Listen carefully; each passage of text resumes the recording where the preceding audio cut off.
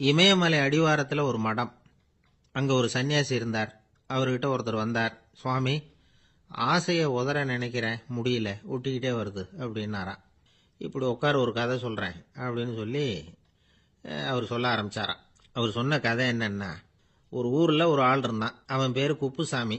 அவன்கிட்ட எப்பவும் ஒரு பழைய தொப்பி இருக்கும், விடவே மாட்டான். அதனால் அவனை எல்லாரும் தொப்பி சாமி அப்படின்னு தான் கூப்பிடுறது வழக்கம். ஒரு புது தொப்பி வாங்கிக்கப்படாதாப்பா அப்படின்னு நண்பர்கள்லாம் சொல்லி பார்த்தாங்க. பணத்துக்கு எங்கே போவேன் அப்படின்னு விட்டானான். பணம் வச்சிருக்கான், செலவு பண்ண மனசு வரல. மகா கஞ்சன். பழைய பாட்டில்கள்லாம் வாங்கி விற்றுக்கிட்டு இருந்தான். அப்படி ஒரு தடவை பழைய கண்ணாடி சாமான்களை ஏலத்தில் எடுத்தப்போ அதில் ஒரு அருமையான சென்ட்டு பாட்டில் கிடச்சிது. உடனே ஒரு ஐடியா பண்ணான். அந்த சென்ட்டை சின்ன சின்ன பாட்டில்களில் அடைச்சி ஜன்னல் ஓரமாக அடுக்கி வச்சுட்டான். அதை விற்றா நிறைய பணம் கிடைக்குமே, அதனால். இதுக்கு இடையில ஒரு நாள் அவன் அப்படியே உட்காந்துருந்தான். அந்த நேரம் நண்பன் வந்தான். ஏண்டா, உன் பழைய தொப்பியை மாற்றப்படாதா? ஊரில் எல்லாரும் கேலி பேசுகிறாங்களே உன்னை தொப்பி சாமின்னு அப்படின்னு சொல்லி கேட்டிருக்கான். இந்த சென்ட்டு பாட்டில் விற்றதும் பணம் வரும், அதுக்கப்புறம் பார்க்கலாம் அப்படின்னு நானா இவன். சரி வா, நீச்சல் குளத்துக்கு போயிட்டு வருவோம் அப்படின்னு கூப்பிட்டுருக்கான் நண்பன். 2 பேரும் போனாங்க. அதே நேரம் அந்த ஊர் நீதிபதியும் அங்கே குளிக்க வந்தாராம். அவர்கிட்ட இருந்தது விலை வசந்த ஒரு புது தொப்பி. அதை அங்கே இருந்த ஸ்டாண்டில் மாட்டிவிட்டு குளிக்க போனார். இதுக்கிடையில் குப்புசாமி குளிச்சுட்டு வந்தான். அவனுடைய பழைய தொப்பியை காணலை. அந்த புது தொப்பியை பார்த்தா இது நண்பனுடைய வேலை தான் அப்படிங்கிறதாக புரிஞ்சுக்கிட்டு அதை எடுத்து மாட்டிட்டு வந்துட்டான். நீதிபதி குளிச்சுட்டு வந்து பார்க்குறாரு, தொப்பியை காணும்.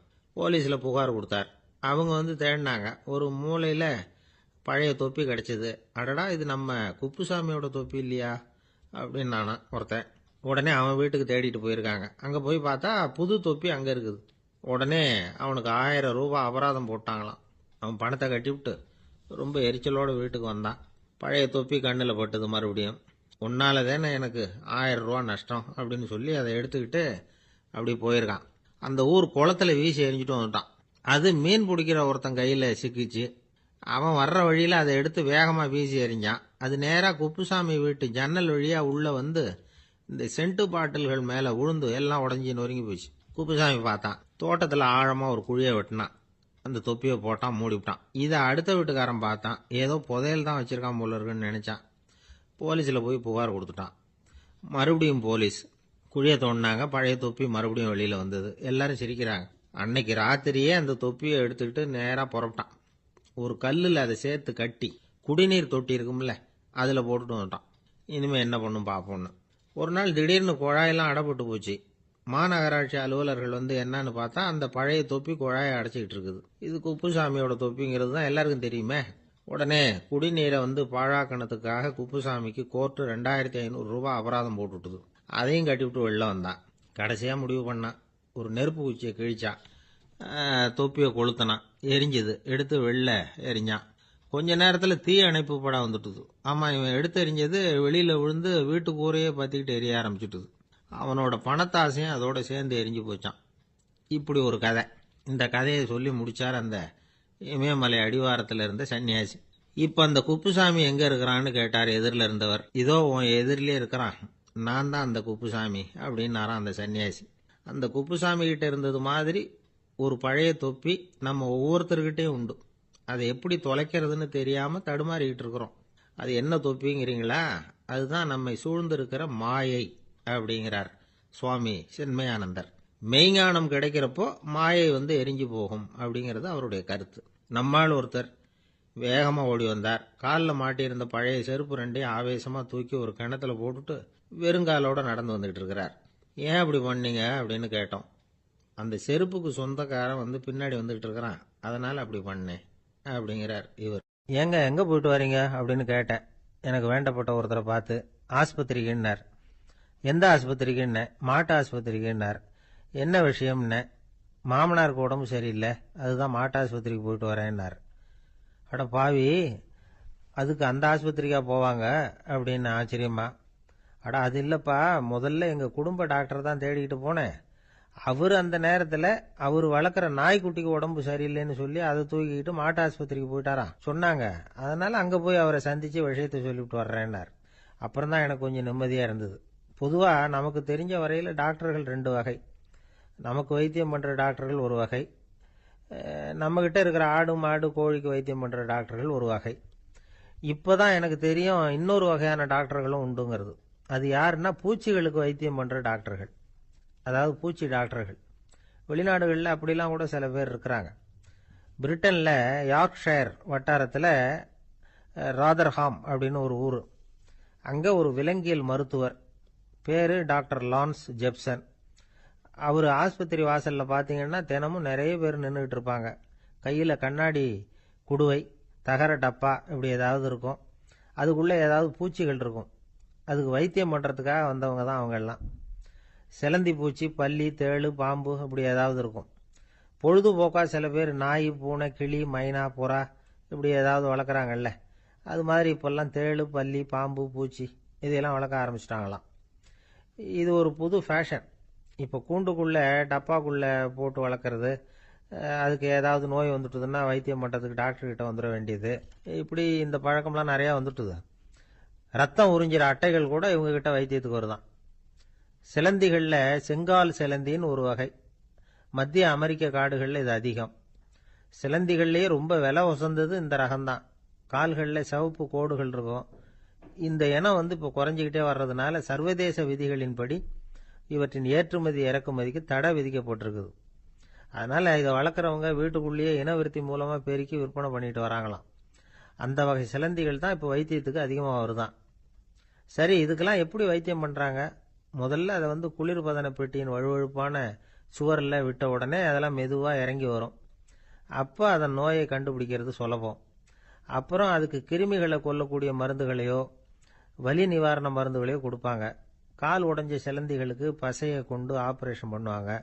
சில சிலந்திகளுக்கு உடைஞ்ச காலை எடுத்துட்டா புதிய கால் வளர்ந்துடும். சிலந்திகளை மனிதர்கள் கையில் எடுக்கிறப்போ அது பயந்து போய் கீழே குதிக்குது. அதனால் கால் உடஞ்சி விடுது, இல்லைன்னா வயிறு சேதமடையுது. அந்த நிலைமையில் வர்ற சிலந்திகளுக்கு மயக்க மருந்து கொடுத்து ஆப்ரேஷன்லாம் கூட பண்ணுறாங்களாம். பார்த்தீங்களா பூச்சிகளுக்கு வந்த வாழ்வே. நம்ம ஊர்லேயும் வீடுகளில் பூச்சிகள் வளர்க்குறது உண்டு. ஒருத்தர் வந்தார், எனக்கு 3000 கரப்பாம்பூச்சி அவசரமாக தேவைப்படுது, எங்கே கிடைக்கும்னு கேட்டார். கரப்பாம்பூச்சியா, அது என்னத்துக்குன்னு கேட்டோம். அது வேற ஒன்றும் இல்லை, நான் குடியிருக்கிற வாடகை வீட்டை காலி பண்ண போகிறேன். வீட்டு சொந்தக்காரர் என்ன சொல்கிறாருன்னா, இந்த வீட்டுக்கு நான் குடி வந்தப்போ எப்படி இருந்ததோ அதே நிலைமையில் விட்டுட்டு போகணும்னு வீட்டுக்காரர் சொல்லியிருக்கிறார், அதனால தான் கேட்டேன் அப்படின்னார். ஒரு அரசனும் அமைச்சரும் ஒரு நாள் ரொம்ப சாவகாசமாக பேசிக்கிட்டு இருந்தாங்களாம். அரசன் அமைச்சரை பார்த்து ஒரு கேள்வி கேட்டிருக்கார். ஏங்க அமைச்சரே, ஆசை இல்லாத ஒரு மனுஷனால் இருக்க முடியுமா அப்படின்னு. ஏன் முடியாது, துறவி அப்படிங்கிறவங்கெல்லாம் அப்படிப்பட்டவங்க தானே அப்படின்னாராம் அமைச்சர். அவங்கெல்லாம் உண்மையிலேயே ஆசையை விட்டவங்க தானா அப்படின்னு கேட்டாராம் ராஜா. அப்படி தான் இருக்கணும் அப்படின்னாராம் அமைச்சர். அப்படின்னா ஆசையே இல்லாத ஒரு உண்மையான துறவியை நான் பார்க்கணுமேன்னார். அது என்ன பிரமாதம், அதுக்கு நான் ஏற்பாடு பண்ணுறேன் அப்படின்னு விட்டார் இவர். சொல்லிவிட்டு உடனே புறப்பட்டு போனார். அங்கங்கே தேடினார். அப்புறம் தான் அவருக்கு புரிஞ்சுது உண்மை துறவியை கண்டுபிடிக்கிறது எவ்வளவு கஷ்டமான காரியம்னு.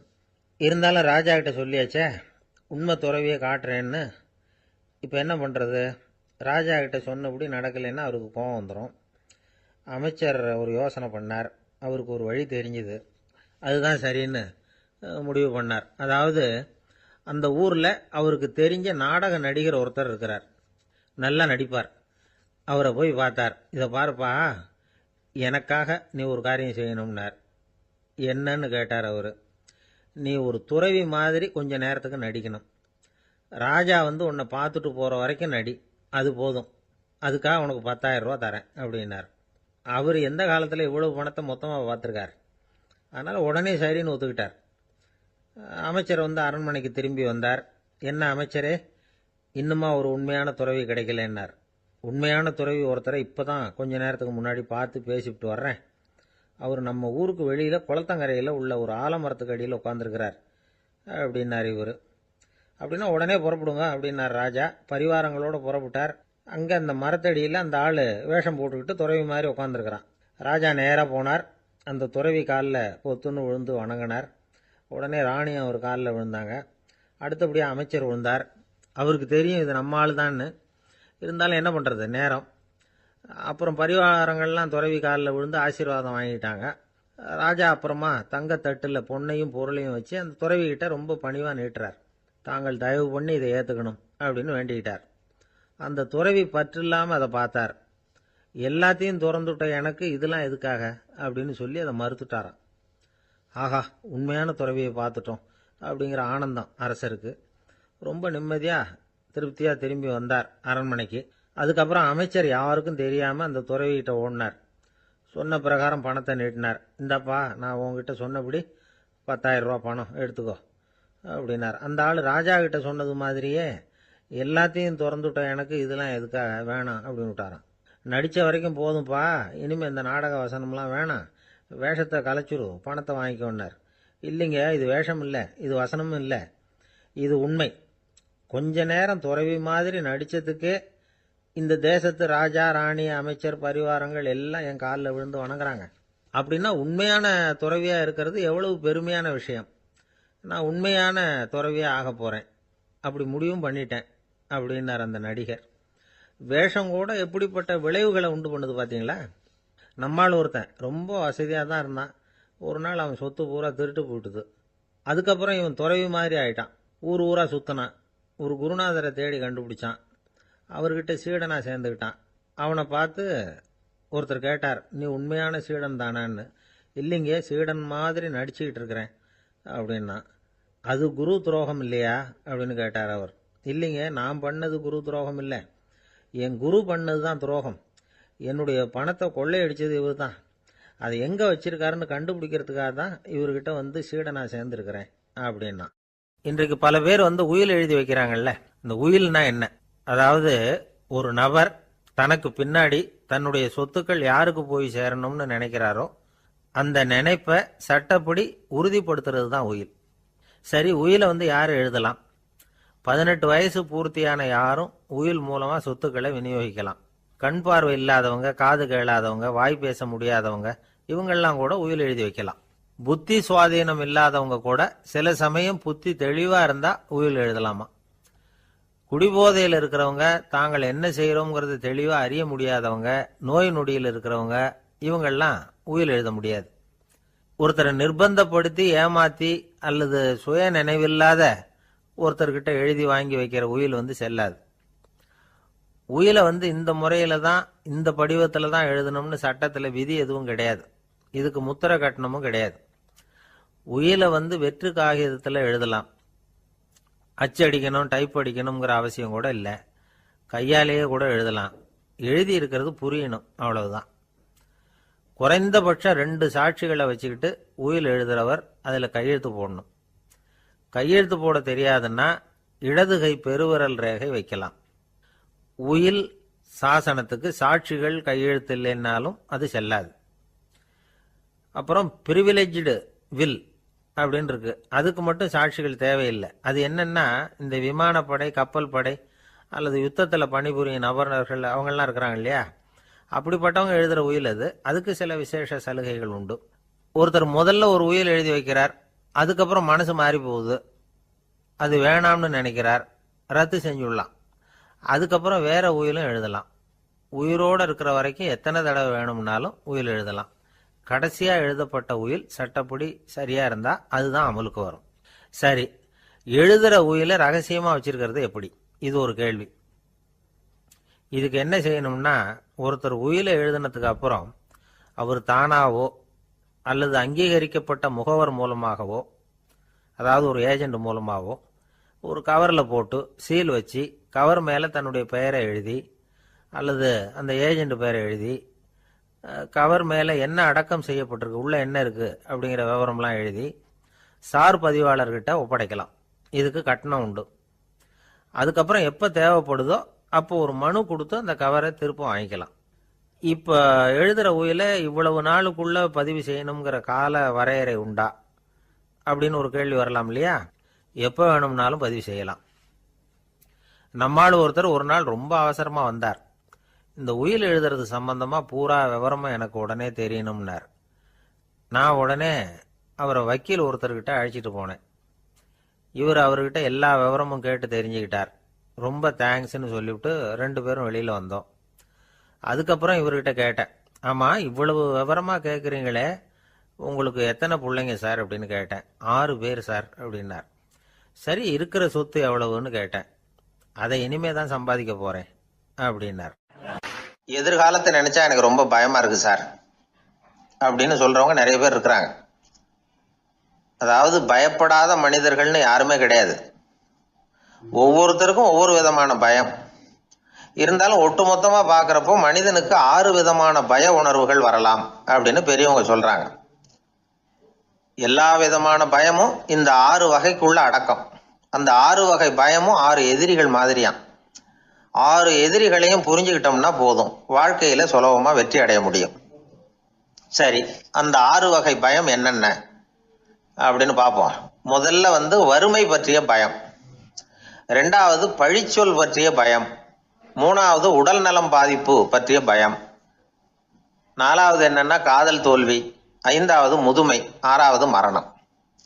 அதாவது பயப்படுறதுங்கிறது ஒரு மனநிலை தான். இந்த மனநிலையை கட்டுப்படுத்த முடியும், திசை திருப்ப முடியும். சரி, இந்த பயங்களின் அறிகுறிகள் எப்படி இருக்கும்? வறுமை பற்றிய பயம் அப்படின்னு முதல்ல சொன்னோம் இல்லையா, அந்த பயத்தின் அறிகுறிகளை தெரிஞ்சுக்குவோம். எதுலேயும் அக்கறை இல்லாமல் இருக்கிறது, ஒரு குறிக்கோள் இல்லாமல் இருக்கிறது, வறுமையை சகிச்சுக்கிறது, வாழ்க்கையில் கிடைக்கிறது எதுவாக இருந்தாலும் ஆட்சேபனை இல்லாமல் ஏற்றுக்கிறது, மனசாலும் உடம்பாலும் சோர்ந்து போயிருக்கிறது, ஆர்வம், முனைப்பு, கற்பனை திறன் எதுவுமே இல்லாமல் இருக்கிறது. இதெல்லாம் தான் அந்த வறுமை பற்றிய பயத்தின் அறிகுறிகள். அந்த அடுத்தது ஒன்று பார்த்தோமே, பழிச்சொல் பற்றிய பயம். அதாவது அடுத்தவங்க நம்மளை குறை சொல்லி விடுவாங்களோ அப்படிங்கிற பயம். இதுக்கு அறிகுறி என்ன தெரியுமா? புதியவர்களை சந்திக்கிறதுக்கு பயப்படுறது, முடிவு எடுக்க முடியாமல் குழம்புறது, பிரச்சனைகளை தவிர்க்க விரும்புறது, தாழ்வு மனப்பான்மை, வரவுக்கு மீறி செலவு செஞ்சு இமேஜை உயர்த்திக்கிறது, குறிக்கோள் இல்லாத வாழ்க்கை, இதெல்லாம் தான் அதுக்கு அறிகுறிகள். 3வது பயம் உடல் நலம் பாதிப்பு பற்றிய பயம், அதாவது நோய் பற்றிய பயம். ஒரு உண்மை என்ன தெரியுமா?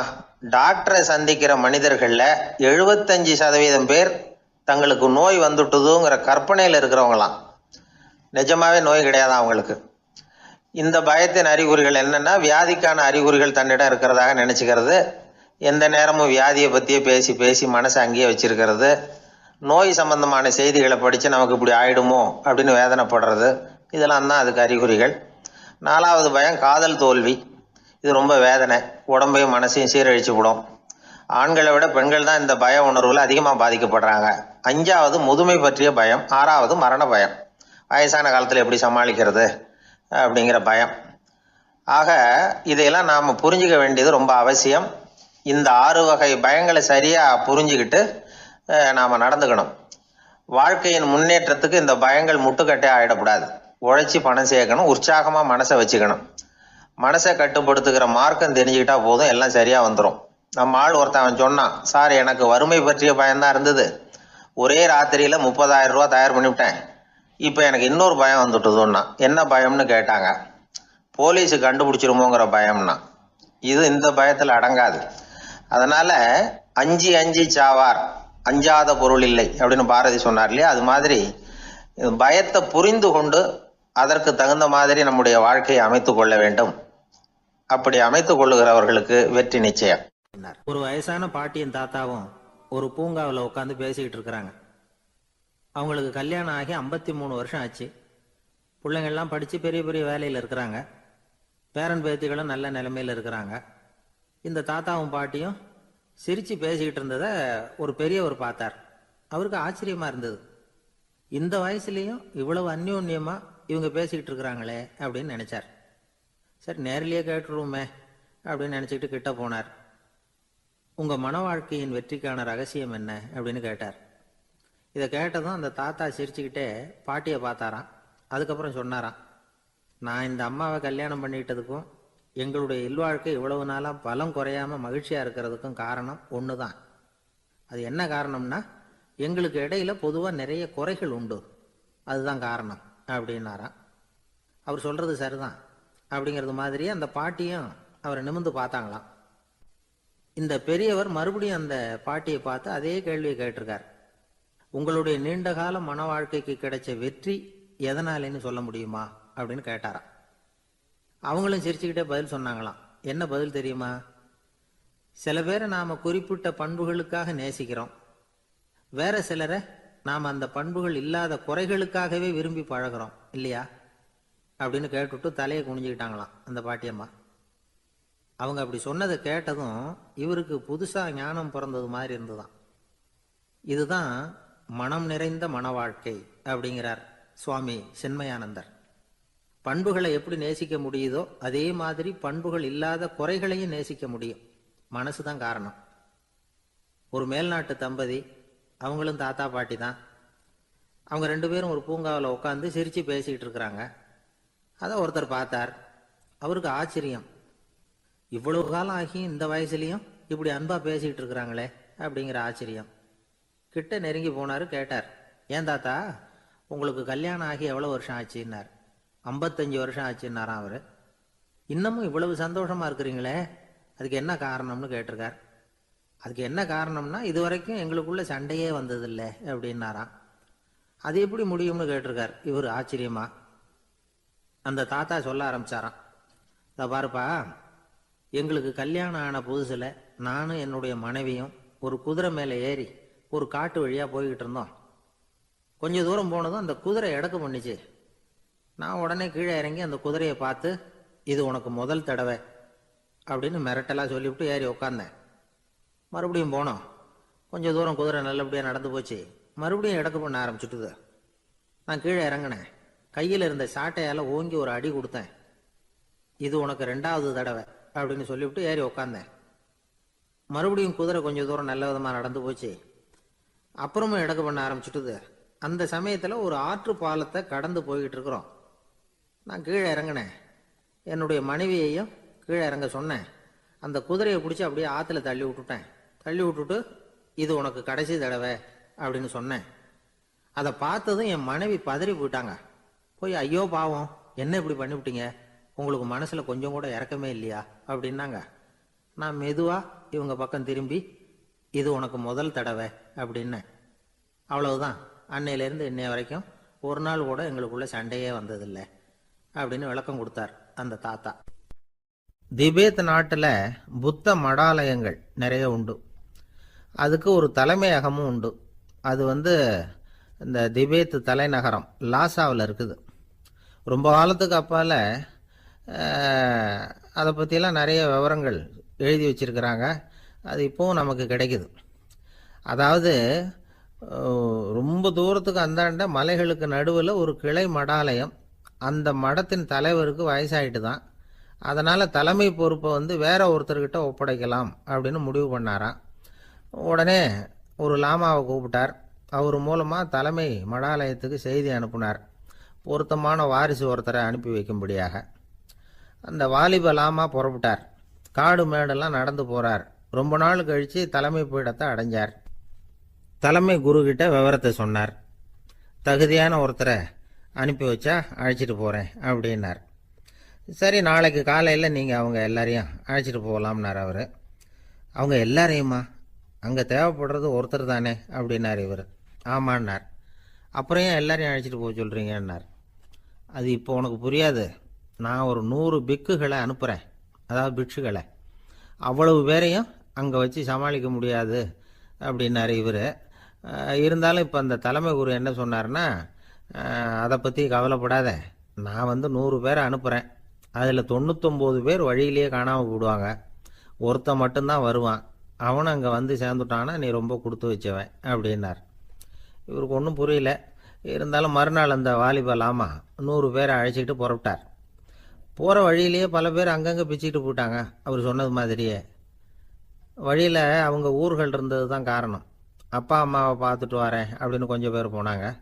சொந்த பந்தத்தை பார்த்துட்டு வரேன் அப்படின்னு கொஞ்சம் பேர். ஒரு வாரம் ஆச்சு. இப்போ மிஞ்சினது 10 பேர் தான். வழியில் ஒரு நகரம். அங்கே சில பிட்சுக்கள் சந்தித்தாங்க. எங்கள் மடத்து தலைவர் இறந்துட்டார், உங்களில் யாராவது ஒருத்தர் எங்களுக்கு தலைவராக முடியுமா அப்படின்னு கேட்டாங்க. 10 பேரும் தயார். அதில் ஒருத்தரை அழைச்சிட்டு அவங்க போயிட்டாங்க. இன்னொரு ஊரில் சில பேர் வந்தாங்க, வழிமறிச்சாங்க. நில்லுங்க, எங்கள் மன்னர் மகளுக்கு திருமணம், அதை நடத்தி வைக்க 3 லாமாக்கள் தேவை அப்படின்னாங்க. இப்படி கொஞ்சம் கொஞ்சமாக எல்லாரும் காலி. கடைசியில் 2 பேரும் மிஞ்சினாங்க. அங்கே ஒரு இளம்பெண் எதிரில் வந்தா, எங்கள் அப்பா வேட்டைக்கு போயிருக்கிறாரு, இன்னும் திரும்பி வரல வீட்டில் வேற யாரும் இல்லை, தனியாக இருக்க பயமாக இருக்கு, யாராவது ஒருத்தர் எனக்கு துணையாக இருக்கணும் அப்படின்னு கேட்டுக்கிட்டா. எங்கள் 2 பேரில் நீயே ஒருத்தரை தேர்ந்தெடுத்துக்கோ, இல்லைன்னா எங்களுக்குள்ளே சண்டை வந்துடும் அப்படின்னாங்க. இப்போ மிஞ்சினவர் ஒருத்தர், அவருக்கும் ஒரு சோதனை வந்தது. ஒரு தர்க்கவாதி எதிரில் வந்தான், உன்னோட வாதம் பண்ணணும்னா. இவனோட வாதம் பண்ணுறேன், அது முடிய ரொம்ப காலம் ஆகலாம், தர்க்கத்தில் நான் ஜெயிச்சா அங்கே வரேன், இல்லைன்னா இவருடைய சீடனை ஆயிடுவேன் அப்படின்னார் அவர். கடைசியாக அழைக்க வந்த வாலிபலாமா மட்டும் வெறும் கையோடு திரும்பி போனார். அங்கே இருந்த வயசான மடாதிபதி கேட்டார், எத்தனை பேர் அங்கேருந்து புறப்பட்டீங்கன்னார். என்னையும் சேர்த்து 101ன்னார் அவர். நல்லது, நீயாவது திரும்பி வந்திய, அதுதான் எனக்கு போதும், ஏன்னா நீ தான் எனக்கு உண்மையான வாரிசு, அந்த 100 பேரில் யாரும் வரமாட்டாங்க அப்படின்னார் அவர். ஏன்னா அவருக்கு தெரியும் இவர் ஒருத்தர் தான் திரும்பி வருவாருங்கிறது. திபேத்தில் ஒரு பழங்கால பழமொழி உண்டாம், 100 பேர் செல்லலாம், எப்பொழுதாவது ஒருவன் அபூர்வமாக அடைய வேண்டிய இடத்தை அடைவான். இதுதான் அந்த பழமொழி. ஒரு உன்னதமான இலக்கை அடையணும்னா அது அவ்வளவு சுலபமான காரியம் இல்லை. இந்த காலத்து மடாலயம் ஒன்று, அதில் ஒரு தலைவர், அவருக்கு வயசாயிட்டுது, தனக்கு ஒரு வாரிசை நியமிக்கணும் அப்படின்னு ஆசைப்பட்டார். ரொம்ப கஷ்டப்பட்டு ஒருத்தரை பிடிச்சார், தனக்கு வாரிசாக நியமிச்சுட்டு அவர் சமாதி ஆயிட்டார். புதுசாக பொறுப்பேற்றுக்கிட்டவர் அப்படியே உட்காந்துருந்தார். அவரை தேடிட்டு பத்திரிகை நிருபர்கள்லாம் வந்தாங்க, கேட்டாங்க. அவர் உங்கள் பொறுப்பில் அவர் பெரியவர் விட்டுட்டு போன இது எவ்வளவு சுமாராக தேரும், எவ்வளவு விட்டுட்டு போனார் அப்படின்னு கேட்டிருக்கிறாங்க. அது என்ன ஒரு 50 லட்சம் இருக்கும் அப்படின்னாராம். அவ்வளவும் பணமா அப்படின்னு கேட்டிருக்காங்க. இல்லைங்க, கடன் அப்படின்னாராம் இவர். நாட்டில் நல்லவங்க ஒருத்தர் 2 பேர் இருக்கிறதுனால தாங்க மழையே பெய்யுது அப்படின்னு சொல்றது உண்டு. நல்லார் ஒருவர் உளரேல் அவர் பொருட்டு எல்லாருக்கும் பெய்யும் மழை. சில சமயம் ரொம்ப பேர் திடீர்னு நல்லவங்களா ஆயிடுவாங்க போல இருக்கு, அதனால தான் விடாம பேய் மழையா கொட்டி தீர்த்துடுது. எல்லாரும் நல்லவங்களாயிட்டா உலகமே தாங்காது போல இருக்க. அப்பப்போ ஒருத்தர் 2 பேர் நல்லவங்களாகணும், அப்பதான் சீரா மழை பெய்யும். மாசத்துக்கு 3 பேர் நல்லவங்களானா மாதம் மும்மாரி பொழியும். இதெல்லாம் வேடிக்கை பேச்சு. இப்போ இதெல்லாம் ஒரு பக்கம் இருக்கட்டும், இப்போ விஷயத்துக்கு வருவோம். ஒரு கும்பல்ல நல்லவன் யாரு அப்படிங்கறத எப்படி கண்டுபிடிக்கிறது? இதுக்கு ஒரு வேடிக்கை கதை உண்டு. என்னுடைய நண்பர் ஒருத்தருக்கு அவங்க பாட்டியம்மா சொன்ன கதையா அது. அது என்ன கதைன்னா, ஒரு ஊர்ல ஒரு சமயம் பலமான மழை பெய்ய ஆரம்பிச்சுட்டு தான். இடி மின்னல் ரொம்ப கடுமையா இருந்திருக்குது. ஆரம்பிச்ச மழை வர வர கடுமையா ஆகிட்டு இருக்குதே தவிர நிக்கிற பாடா தெரியல. ஊர் ஜனங்கள்லாம் பார்த்தாங்க, இதுக்கு மேலேயும் வீட்டு உள்ள இருந்தா ஆபத்துங்கிறத புரிஞ்சுக்கிட்டாங்க. ஏன்னா வீடெல்லாம் இடிஞ்சி விழுந்துருமோங்கிற பயம். உடனே எல்லாரும் புறப்பட்டு ஊருக்கு பொதுவா இருந்த ஒரு மண்டபத்துல போய் தங்கிக்கிட்டாங்க. மின்னல் கடுமையா இருந்தது, இடி எந்த நேரத்திலையும் விழலாம்ங்கிற நிலைமை, எப்போ விழலாம்னு பார்த்துக்கிட்டு இருக்குது. அந்த மண்டபத்துல இருந்த ஜனங்கள் மனசுக்குள்ள ஒரு பயம், நம்ம கூட்டத்துல யாராவது ஒரு கெட்டவன் பாவம் பண்ணவன் இருந்தா கூட இடி இந்த மண்டபத்துல விழுந்துரும், அது எல்லாருக்கும் ஆபத்து அப்படின்னு நினைச்சாங்க. சரி, இதுக்கு என்ன பண்ணலாம் அப்படின்னு யோசனை பண்ணாங்க. அந்த கூட்டத்துல ஒரு பெரியவர் இருந்தார். அவரு ஒரு யோசனை சொன்னார். இதோ பாருங்க, அதுக்கு ஒரு வழி இருக்கு. அதோ எதிர்த்தாப்புல கொஞ்சம் தூரத்துல ஒரு உயரமா மரம் ஒண்ணு இருக்கு பாருங்க. பொதுவா இடி சுலபமா விழறது அது மாதிரி உயரமான மரத்துல தான். நம்ம கூட்டத்துல இருக்கிறவங்க எல்லாரும் ஒவ்வொருத்தரா போய் அந்த மரத்தை தொட்டு விட்டு திரும்பி வந்துடணும்.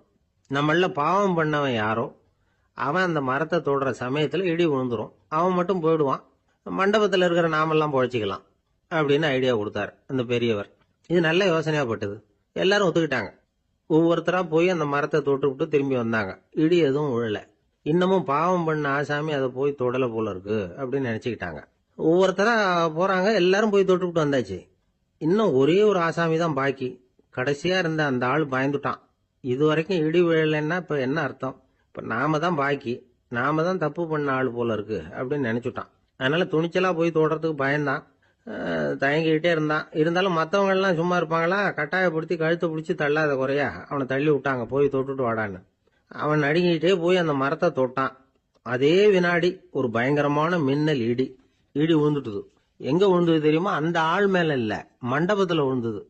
மண்டபத்துல இருந்தவங்க பூரா காலி, அந்த ஒரு ஆள் மட்டும் பொழைச்சிக்கிட்டான். இந்த ஒரு ஆளை காப்பாத்துறதுக்காக தான் இடி மண்டபத்துல விழாம இருந்திருக்குது. இதுதான் கதை. அதனால நல்லவங்க எப்படியும் தப்பிச்சுக்குவாங்க அப்படிங்கிறது ஒரு நீதி. ஒருத்தன் அப்படிதான் தெருவில் நடந்து போய்கிட்டு இருந்தான், ரொம்ப நல்லவன். எதிரில் ஒருத்தன் சைக்கிள்ல வந்துகிட்டு இருந்தான். அதுல மோதி இவன் கீழே விழுந்துட்டான். சைக்கிள்காரன் உடனே இறங்கி இவனை தூக்கி விட்டான். இவன் எழுந்திரிச்சு அவனை முறைச்சி பார்த்தான். அப்படி பார்க்காதீங்க சார், நீங்கள் ரொம்ப புண்ணியம் பண்ணியிருக்கீங்க, அதுதான் இப்போ வந்து சைக்கிளில் மோதிக்கிட்டீங்க அப்படின்றான். என்ன அப்படி சொல்கிறேன் நான்? இவன் 10 நிமிஷத்துக்கு முன்னாடி நான் லாரி ஓட்டிகிட்டு வந்தேன், அப்போ நீங்கள் எதிரில் வந்திருந்தீங்கன்னா என்ன ஆயிருக்கும் அப்படின்னானா அவன். ஒரு ஊரில் ஒரு மன்னர் இருந்தார். அவர் பக்கத்து தேசத்து மேலே படையெடுக்கணும்னு நினச்சிக்கிட்டு இருந்தார். அதையும் தன்னுடைய நாட்டோட சேர்த்துக்கணுங்கிற ஆசை. எப்போ படையெடுக்கலாம்னு யோசிச்சுக்கிட்டு இருந்தார். இப்படி யோசிச்சுக்கிட்டு இருந்த சமயத்தில் ஒரு பெரியவர் அவரை தேடிட்டு வந்தார். அவர் அடிக்கடி வருவார், அவர்கிட்ட பேசிக்கிட்டு இருப்பார். இப்போவும் அப்படித்தான் வந்தார். என்ன மன்னா யோசனைன்னாரு. இவர் தன்னுடைய யோசனையை சொன்னார். இந்த சமயத்தில் மன்னருக்கு தாகம் எடுத்தது, தண்ணி குடிக்கணும் போல இருந்தது. உடனே அங்கே இருந்த ஒரு அரண்மனை பணியாளரை கூப்பிட்டார். போய் கொஞ்சம் தண்ணி கொண்டு வாப்பா அப்படின்னார். அந்த பணியாளர் போனார், ஒரு கோலையில் தண்ணி கொண்டு வந்தார். ராஜா கிட்ட நீட்டினார். ராஜா அதை வாங்கி குடிக்கிறதுக்காக வாயிட்ட கொண்டுட்டு போனார். அந்த நேரம் பார்த்து மன்னா கொஞ்சம் பொறுங்கன்னார் இந்த பெரியவர். ஆவலோட குடிக்க போன மன்னர் அப்படியே நிறுத்திக்கிட்டு பெரியவரை பார்த்தார். இப்ப அந்த பெரியவர் சொன்னார், மன்னா, இப்போ உங்களை விட வலிமை உள்ள ஒரு சக்தி உங்களுக்கு தண்ணி கொடுக்க மறுத்துடுதுன்னு வைங்க, உங்களை குடிக்க விடாம தடுத்துடுது அப்படின்னா, இப்ப இந்த ஒரு கோவள தண்ணீரை வந்து என்ன விலை கொடுத்து வாங்குவீங்க அப்படின்னு கேட்டார். இப்போ எனக்கு இருக்கிற தாகத்துக்கு என்னுடைய அரசாங்கத்துல பாதியையாவது கொடுத்து இந்த தண்ணியை வாங்கறதுக்கு தயங்க மாட்டேன்னார் அவர். சரி, இப்ப அந்த தண்ணியை குடிங்கன்னார் பெரியவர். மன்னர் ஆவலோடு அந்த தண்ணியை குடிச்சு முடிச்சார். அதுக்கப்புறம் கொஞ்ச நேரம் தன்னுடைய படையெடுப்பை பத்தி சொல்லிட்டு இருந்தார். கொஞ்ச நேரம் கழிச்சு மறுபடியும் இந்த பெரியவர் கேட்டார், மன்னா, இப்போ நீங்க ஒரு கோவள தண்ணீரை வந்து குடிச்சு முடிச்சுட்டீங்க. இப்ப அந்த தண்ணீர் உங்க உடம்ப விட்டு வெளியில வரக்கூடிய பாதை அடப்பட்டு போச்சு அப்படின்னு வச்சுங்க, அதை வெளியேற்றுவதற்காக நீங்க எவ்வளவு செலவழிப்பீங்க அப்படின்னு கேட்டார். மன்னர் யோசனை பண்ணார். அப்படி ஒரு நிலைமை ஏற்பட்டு போச்சுன்னா என்னுடைய அரசாங்கம் பூராவையும் அதுக்கு ஈடா தர்றதுக்கு கூட தயங்க மாட்டேன்னார். இப்ப அந்த பெரியவர் சொன்னார், எந்த அரசாங்கத்தின் மதிப்பு ஒரு கோவள தண்ணீர் அளவுக்கு கூட இல்லையோ அந்த அரசாங்கத்தை அடையணுங்கிற பேராசையில மனிதர்கள் தங்களுடைய சகோதரர்கள் கூடவே சண்டை போட்டுக்கிறாங்களே, அதுல ஏதாவது அர்த்தம் இருக்குதா அப்படின்னாராம். மன்னருக்கு இப்பதான் அர்த்தம் புரிஞ்சுதான். மனசுல தெளிவு உண்டாச்சு. தன் மனசுக்குள்ள உண்டான வெறிய விரட்டி அடிச்சு விட்டார். அதுக்கப்புறம் நிம்மதியா ஆட்சி புரிஞ்சார். இப்படி ஒரு கதை. உயிருக்கு என்ன விலை கொஞ்சம் யோசனை பண்ணி பாருங்க. ஆனா அது இப்ப எவ்வளவு மலிவா போயிட்டுது, அதையும் யோசனை பண்ணி பாருங்களேன். ஆசை வந்து பேராசையா மாறுது, அப்புறம் அது வெறியா ஆகுது, அதுக்கப்புறம் பைத்தியம் முடியுது. இந்த காலத்து மனிதர்களுக்கு 2 விதமான பைத்தியம் பிடிச்சிருக்கிறதாக ஒரு பெரியவர் சொல்றார். ஒன்னு பணம், இன்னொன்னு அதிகாரம். இதெல்லாம் எவ்வளவு காலத்துக்கு நீடிக்கும்? ஒரு சர்வாதிகார நாட்டில் 3 பேர் ஜெயில இருட்டு அறையில பேசிக்கிட்டு இருக்கிறாங்க. நீ எப்படி இந்த ஜெயிலுக்கு வந்த அப்படின்னு ஒருத்தர் கேட்டாராம். இந்த நாட்டு ராஜாவை ஆதரிச்சு நான் பிரச்சாரம் பண்ணினேன், அதனால கூட்டத்தில் தகராறு வந்துட்டுது, கலவரமா போச்சு, அதுக்கு நான் தான் காரணம்னு அரெஸ்ட் பண்ணி இங்க கொண்டாந்து போட்டாங்க அப்படின்னாராம் அவரு. சரி, நீ எப்படி இங்க வந்த அப்படின்னு இன்னொருத்தரை பார்த்து கேட்டிருக்கார். நான் இந்த நாட்டு ராஜாவை எதிர்த்து பிரச்சாரம் பண்ணேன், அதனால கலவரம், அரெஸ்ட் பண்ணி கொண்டாந்து போட்டாங்கன்னார். சரிப்பா, நீ எப்படி அங்க வந்த அப்படின்னு 3வது ஆளை பார்த்து இவங்க கேட்டாங்களாம். இதுக்கு அந்த ஆள் மெதுவா வெளிச்சத்துக்கு வந்து, நான் தான் இந்த நாட்டு ராஜா அப்படின்னா. ஒரு ஊர்ல ஒருத்தர் இருந்தார், ரொம்ப நல்லவர். யாருக்காவது ஏதாவது கொடுத்துக்கிட்டே இருப்பார், கொடையாளி. தினமும் யாராவது ஒருத்தருக்கு ஏதாவது கொடுக்கலன்னா அவருக்கு தூக்கம் வராது, அப்படி ஒரு பழக்கம். அது மட்டும் இல்லை, அவர் கொடுக்கறது அடுத்தவங்களுக்கு தெரியாது, அவ்வளவு ரகசியமா அதை கொடுப்பார். வலது கை கொடுக்கறது இடது கைக்கு தெரியக்கூடாதுன்னு சொல்லுவாங்கல்ல, அது மாதிரி அவர். ஒரு நாள் ராத்திரி அவர் ஏற்கனவே தயாராக கட்டி வச்சிருந்த பணம் முடிச்ச கையில் எடுத்துக்கிட்டு வீட்டை விட்டு வெளியில் வந்தார். தெருவில் இறங்கி நடந்தார். இன்னைக்கு யாருக்கு தர்மம் செய்யறது அப்படின்னு யோசனை பண்ணிட்டு இருட்டில் நடந்து வந்துகிட்டு இருக்கிறார். யாரோ ஒருத்தர் எதிரில் வர்றது மாதிரி தெரிஞ்சுது. உடனே அவர் கிட்ட போனார். தன்கிட்ட இருந்த பணம் முடிச்சு அவசரமாக அவர் கையில் திணிச்சுட்டு திரும்பி வந்துட்டார். அப்பாடா, ஒரு வழியா யாருக்கும் தெரியாம இன்னைக்கு தர்மம் பண்ணியாச்சு அப்படிங்கிற மகிழ்ச்சி, மன நிறைவு அவர் முகத்துல. நிம்மதியா தூங்கினார். அப்புறம் எழுந்திரிச்சார். மறுநாள் காலையில ஊரு பூரா ஒரே பேச்சு. என்ன பேச்சுன்னா, நேற்று ராத்திரி ஒரு திருடன் கையில யாரோ பணத்தை கொடுத்துட்டு போயிருக்கிறாங்க அப்படின்னு எல்லாரும் பேசிக்கிட்டு இருக்கிறாங்க. இதை கேள்விப்பட்டதும் அந்த பெரியவருக்கு ரொம்ப வருத்தமா போச்சு. அடடா, போயும் ஒரு திருடனுக்கா உதவி பண்ணியிருக்கிறோம், பிரயோஜனம் இல்லாமல் போயிட்டுதே அப்படின்னு நினச்சார். சரி, இன்றைக்கும் யாருக்காவது உதவி பண்ணணும் அப்படின்னு முடிவு பண்ணினார். ராத்திரி நேரம் வந்தது. இவர் வழக்கம் போல் தெருவில் இறங்கி நடந்தார். கையில் பணம் முடிச்சு. எதிரில் ஒரு பெண் உருவம் மங்கலாக தெரிஞ்சது. இவர் உடனே அந்த பெண்கிட்ட பணத்தை கொடுத்துட்டு திருப்தியாக திரும்பி வந்துட்டார். மறுநாள் காலையில் ஊர் பூரா என்ன பேசிக்கிட்டாங்க தெரியுமா? நேற்று ராத்திரி நெறி தவறி நடக்கிற ஒரு பெண்ணின் கையில் யாரோ வச்சுட்டு போயிருக்கிறாங்க அப்படின்னு எல்லாரும் பேசிக்கிறாங்க. அடடா, இன்னைக்கும் தவறுதலாக நடந்து போச்சு அப்படின்னு ஒரு வருத்தப்பட்டார். இருக்கட்டும், இன்னைக்கும் ஏதாவது தர்மம் பண்ணுவோம் அப்படின்னு நினச்சிக்கிட்டாரு. 3வது நாள் ராத்திரியும் புறப்பட்டார். இப்பவும் எதிரில் ஒருத்தர் வந்தார். இவர் பணத்தை கொடுத்தார், திரும்பி வந்துட்டார். மறுநாள் மக்கள் என்ன பேசிக்கிட்டாங்கன்னா, நேற்று ராத்திரி ஒரு செல்வந்தர் கையில் யாரோ பணத்தை கொடுத்துட்டு போயிருக்கிறாங்க அப்படின்னு பேசிக்கிட்டாங்களாம். அவருக்கு ரொம்ப வருத்தமாக போயிட்டுது.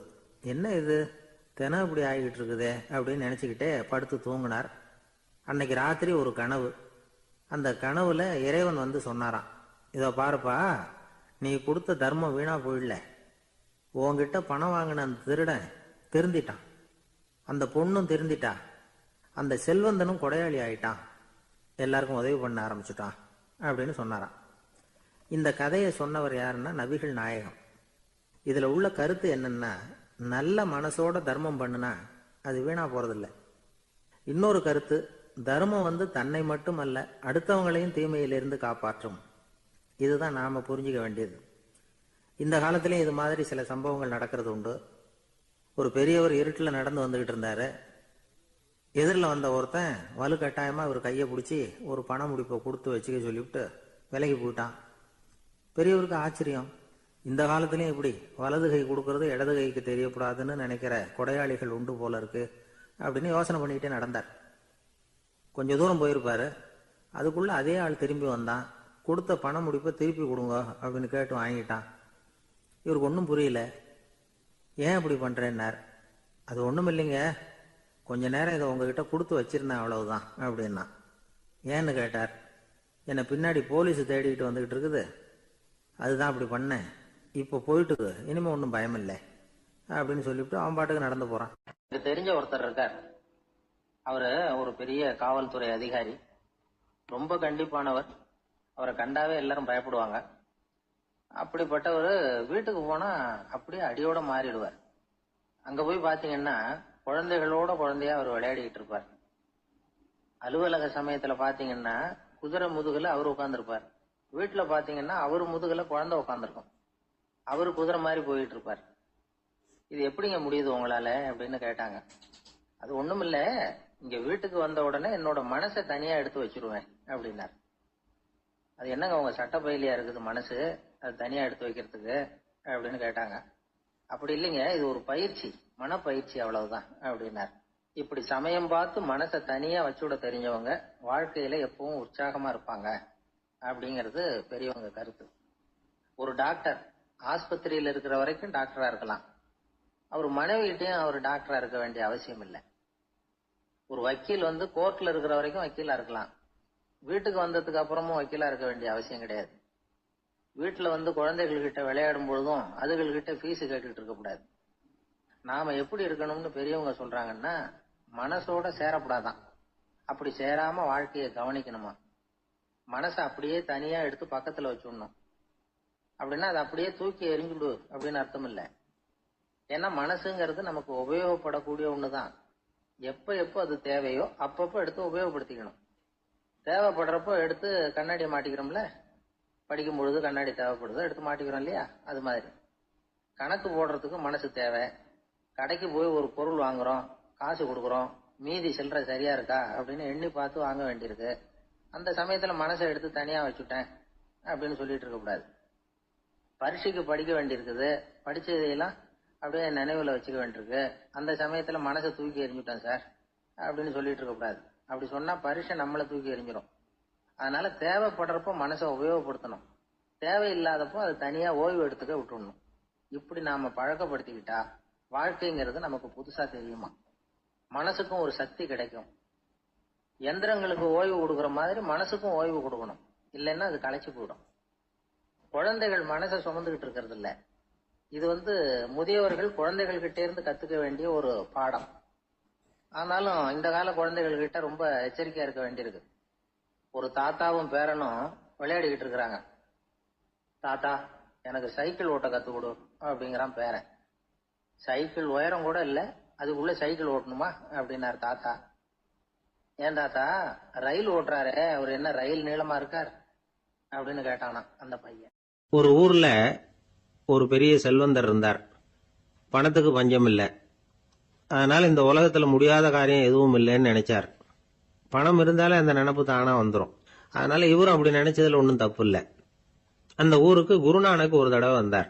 அவருக்கு இந்த செல்வந்தர் ரொம்ப பிரமாதமா ஒரு வரவேற்பு கொடுத்தார். ஊர் எல்லையிலேயே எங்க வீட்டுக்கு விருந்து சாப்பிட்டுட்டு போகணும்னு கேட்டுக்கிட்டார். அவரும் சரின்னு ஒத்துக்கிட்டார். உடனே தன்னுடைய பங்களாவில் ஒரு பெரிய விருந்துக்கு ஏற்பாடு பண்ணார். குருநானக் அழைச்சிட்டு வீட்டுக்கு போனார், உட்கார வச்சார். ஐயா, நான் இந்த ஊர்லயே ரொம்ப பெரிய வசதி உள்ளவன், என்னால எல்லாம் முடியும். உங்களுக்காக நான் என்ன செய்யணும்னு சொல்லுங்க, எதுவா இருந்தாலும் பரவாயில்ல, எவ்வளவு செலவானாலும் பரவாயில்ல, என்னால செய்ய முடியும். என்ன செய்யணும்னு சொல்லுங்க, அது போதும், நான் செய்யறேன் அப்படின்னு நான் ரொம்ப பணிவா. இதை கேட்டதும் குருநானக் சிந்திச்சார் கொஞ்ச நேரம். அதுக்கப்புறம் தன்னோட சட்ட பைக்குள்ள கையை விட்டு ஒரு பழைய ஊசி ஒன்னு எடுத்தார். அந்த செல்வந்தர்கிட்ட கொடுத்தார். இத பாருங்க, இவ்வளவு தூரம் நீங்க கேட்கறதுனால சொல்றேன், எனக்கு நீங்க செய்ய வேண்டிய உதவி இதுதான். ஊசிய கையில வாங்கிக்கிட்டு இதை என்ன செய்யணும் சொல்லுங்க அப்படின்னாரு அவரு. நீங்க செய்ய வேண்டியது என்னன்னா, இந்த ஊசிய பத்திரமா வச்சிருக்கணும். நாம 2 பேரும் இறந்து போனதுக்கு பின்னாடி இன்னொரு உலகத்துல நாம சந்திக்கக்கூடிய வாய்ப்பு இருக்குது. அப்ப இந்த ஊசியை என்கிட்ட கொண்டாந்து கொடுக்கணும். இதுதான் நீங்க எனக்காக செய்ய வேண்டிய உதவி அப்படின்னார் குருநானக் லேசா சிரிச்சுக்கிட்டே. இதை கேட்ட உடனே இந்த பெரியவர் முழிக்க ஆரம்பிச்சிட்டார். அது எப்படிங்க, நான் சாகிறப்ப எப்படி இந்த ஊசியை எடுத்துக்கிட்டு இன்னொரு உலகத்துக்கு வர முடியும்னார். ஊசி மாதிரி ஒரு சின்ன பொருளை கூட இந்த உலகத்தை விட்டு நாம போறப்ப எடுத்துட்டு போக முடியாதுங்கிறப்போ உங்களோட செல்வத்தையெல்லாம் எப்படி அங்க எடுத்துட்டு வர போறீங்க அப்படின்னு கேட்டார் குருநானக். அதுக்கப்புறம் தான் அந்த பெரியவர் யோசிக்க ஆரம்பிச்சாராம். குருநானக் சொல்றார், இத பாருங்க, நாம செய்யற நல்லது கெட்டதுதான் கடைசி வரைக்கும் நம்ம கூட இருக்கும். அடுத்தவங்க நல்லா இருக்கணுங்கிறதுக்காக பொருளை செலவு செய்யணும். அப்படி செய்யலைன்னா எந்த பிரயோஜனமும் இல்லை அப்படின்னார். அதுக்கப்புறம் தான் அந்த செல்வந்தரின் அறிவு கண் திறந்துதான். உடனே குருநானக்க வணங்கினார். ஐயா, என்கிட்ட இருந்த ஆணவம் போயிட்டுது, இனிமே என்கிட்ட இருக்கிற செல்வத்தை நல்ல வழியில செலவழிப்பேன் அப்படின்னாராம். நம்ம கிட்ட இருக்கிற பணம் எப்பவும் நம்ம கூடவே வந்துகிட்டு இருக்காதுங்கிறதுக்கு இது ஒரு உதாரணம். அதுக்காக நாம பணம் சேர்க்கறத பத்தி கவலைப்பட வேண்டியதில்லை, பேசாம படுத்து தூங்கிட்டு இருந்தா போதும் அப்படின்னு இதுக்கு அர்த்தம் பண்ணிக்கப்படாது. முறையான வழியில பணம் சேர்க்கணும், அதை முறையான வழியில செலவு பண்ணணும். அதனால ஏற்படக்கூடிய மன நிறைவு இருக்கு பாருங்க, அது அனுபவிச்சவங்களுக்கு தான் தெரியும். சொர்க்கத்துக்கு போறவங்க இங்க இருந்து பணத்தை எடுத்துட்டு போக முடியாது. ஆனா நம்ம செல்வத்தை இங்க மத்தவங்களுக்கு பயன்பட செய்து அதனால ஏற்படுற புண்ணியம் இருக்கு பாருங்க, அதை எடுத்துட்டு போக முடியுமா. இதுதான் ஆன்மீகவாதிகள்லாம் சொல்ற கருத்து. ஜான் நியூட்டன் ஒருத்தர், அவரு சொன்னார், நான் எப்பவாவது சொர்க்கத்துக்கு போய் சேர்ந்தேன்னா அங்க 3 அதிசயங்களை பார்ப்பேன்னார். என்னன்னு கேட்டாங்க. நான் யார் யாரு இருக்க மாட்டாங்கன்னு நினைச்சுக்கிட்டு இருந்தானோ அவங்கள சில பேர் அங்க இருப்பாங்க, அது ஒரு பெரிய அதிசயம்னார். சரி, அடுத்தது என்ன? 2வது அதிசயம் என்னன்னா, அங்க இருப்பாங்கன்னு நான் எதிர்பார்த்த சில பேர் அங்க இருக்க மாட்டாங்க அப்படின்னார். சரி, 3வது பெரிய ஆச்சரியம் என்ன அப்படின்னா, நான் அங்க இருக்க பாருங்க, அதுதான் அந்த 3வது அதிசயம் அப்படின்னாராம். ஒரு நீதிமன்றம், அங்க ஒரு கொலை வழக்கு சம்பந்தமா விசாரணை நடந்துகிட்டு இருக்குது. அந்த வழக்கறிஞர் ரொம்ப தீவிரமா வாதாடிட்டு இருக்கிறார். தன்னுடைய கட்சிக்காரர் நிரபராதிங்கிறது அவருக்கு நல்லா தெரியும். அதனாலதான் அவர் சார்பா வாதாடுறதுக்கே ஒத்துக்கிட்டார். அப்படி அவர் மும்முரமா வாதாடிக்கிட்டு இருக்கிற சமயத்துல அவசரமா தந்தி ஒண்ணு சேர்ந்தது. அதை வாங்கி படிச்சு பார்த்தார். அதுக்கப்புறம் அதை மடிச்சு தன்னுடைய கோட்டு பையில வச்சுக்கிட்டு தொடர்ந்து வாதாட ஆரம்பிச்சிட்டார். பேசி முடிச்சாரு. அதுக்கப்புறம் அங்க கோர்ட்ல இருந்த சக வக்கீல்கள் அவர்கிட்ட வந்தாங்க. தந்தி ஒண்ணு வந்ததே, என்ன விஷயம் அப்படின்னு விசாரிச்சாங்களாம். அப்போ அவர் சொல்லியிருக்கிறார், ஊர்ல சிகிச்சைக்காக போயிருந்த என்னுடைய மனைவி இறந்து போனதா தந்தி வந்திருக்குது அப்படின்னாராம். மற்ற வக்கீல்களுக்கு அதிர்ச்சி. என்னங்க இது, மனைவி இறந்ததை விட கேஸ் முக்கியமா உங்களுக்கு அப்படின்னு கேட்டிருக்கிறாங்க. இறந்து போன என் மனைவி மறுபடியும் திரும்பி வர போறதில்ல, ஆனா என்னுடைய கட்சிக்காரர் ஒரு கொலை வழக்குல மாட்டிக்கிட்டார், அவரும் நிரபராதி, அவர் உசுரை நான் காப்பாற்ற வேணாமா, இதுதான் என்னுடைய கடமை அப்படின்னாராம். இப்படி இவர் சொன்னதும் எல்லாரும் அப்படியே திகைச்சு போய் நின்னுட்டாங்களாம். சரி, கடமைக்கு முக்கியத்துவம் கொடுத்த அந்த வழக்கறிஞர் யார் தெரியுமா? அவர் தான் இரும்பு மனிதர் சர்தார் வல்லபாய் பட்டேல். குஜராத் மாநிலத்தில் 1875 அக்டோபர் 31 அன்றைக்கு ஜாவேரி பாய் அப்படிங்கிறவருக்கு 4வது பிள்ளையா அவர் பிறந்தாராம். இந்த ஜாவேரி பாய் யார் தெரியுமா? ஜான்சி ராணி லட்சுமி பாய் போர் படையில ஒரு வீரரா பணிபுரிஞ்சவர். இளம் வயசுல வல்லபாய் படேல் ரொம்ப சிரமப்பட்டு படிச்சிருக்கார். விடாமுயற்சி வெற்றியை கொடுத்தது. கல்லூரியிலையும் காலடி வச்சார். அதுக்கப்புறம் வக்கீல் பட்டத்தையும் வாங்கினார். பிரிட்டிஷ் ஆட்சி நடந்துகிட்டு இருந்த சமயம் குஜராத்தை சேர்ந்த பர்டோலி தாலுகாவில் விவசாயிகள் மேல அரசாங்கம் திடீர்னு நில வரியை வசதி விட்டுதான். ஏழை விவசாயிகள் ரொம்ப கஷ்டப்பட்டிருக்காங்க. அரசாங்கம் வரி செலுத்தாத விவசாயிகளின் நிலங்களை எல்லாம் ஜப்தி செஞ்சுதான். அரசாங்கத்தை எதிர்க்கிறவங்களை எல்லாம் கைது பண்ணி சிறையில் அடைச்சுட்டாங்களாம். சில பேர் வீடு வாசல் ஆடு மாட்டையெல்லாம் வித்து கூட வரி கட்ட வேண்டிய நிலைமைக்கு ஆளாயிட்டாங்க. வழக்கறிஞர் வல்லபாய் படேல் நில வரியை உடனே ரத்து பண்ணணும் அப்படின்னு பம்பாய் கவர்னருக்கு ஒரு கடிதம் எழுதினார். எந்த பலனும் இல்லை. உடனே எல்லா விவசாயிகளையும் அணி திரட்டினார். அதுக்கு தானே தலைமை தாங்கினார். சத்தியாகிரகம் நடத்தினார். அந்த பகுதியில் எந்த வேலையும் நடக்கல. வேற வழி இல்லை. ஆட்சியாளர்கள் உடனே வரியை ரத்து பண்ணாங்க. சிறையில் இருந்தவங்களெல்லாம் வெளில விட்டாங்க. 1928 ஆகஸ்ட் 6 சர்க்காருக்கும் விவசாயிகளுக்கும் இடையில ஒரு உடன்பாடு ஏற்பட்டது. அதுக்கப்புறம் தான் நிலைமை சரியா போச்சான். வல்லபாய் பட்டேலின் பொது சேவையை பாராட்டின பொதுமக்கள் அவருக்கு சர்தார் அப்படிங்கிற பட்டத்தை கொடுத்தாங்களாம். சர்தார்னா தலைவர் அல்லது தளபதினு அர்த்தம். இரும்பு மனிதர்னு இவருக்கு பேரு. இருந்தாலும் நகைச்சுவை உணர்வும் இவருக்கு நிறைய உண்டு. ஒரு தடவை ஒரு பத்திரிகை நிருபர் வந்திருக்கார். சர்தார் பட்டேல் கிட்ட அவருக்கு பிடிச்ச பண்பாடு கலாச்சாரம் எது அப்படின்னு கேட்கணும்னு ஆசை. அதனால அவரை பார்த்து கேட்டாராம், ஏங்க உங்களுக்கு பிடிச்ச கல்ச்சர் எது அப்படின்னு கேட்டிருக்கார். இதுக்கு சர்தார் பட்டேல் சொன்ன பதில் என்ன தெரியுமா? எனக்கு பிடிச்ச கல்ச்சர் அக்ரிகல்ச்சர் அப்படின்னு. ஒரே ஒரு ஊர்ல ஒரு அம்மா இருந்தாங்க. அந்த அம்மாவுக்கு ஒரே ஒரு பிள்ளையாண்டான். அவனுக்கு ரொம்ப அக்கறையோட கல்யாணம் பண்ணி வச்சாங்க. கல்யாணம் முடிஞ்சதும் மருமக பொண்ணு வீட்டுக்கு வந்து சேர்ந்தது.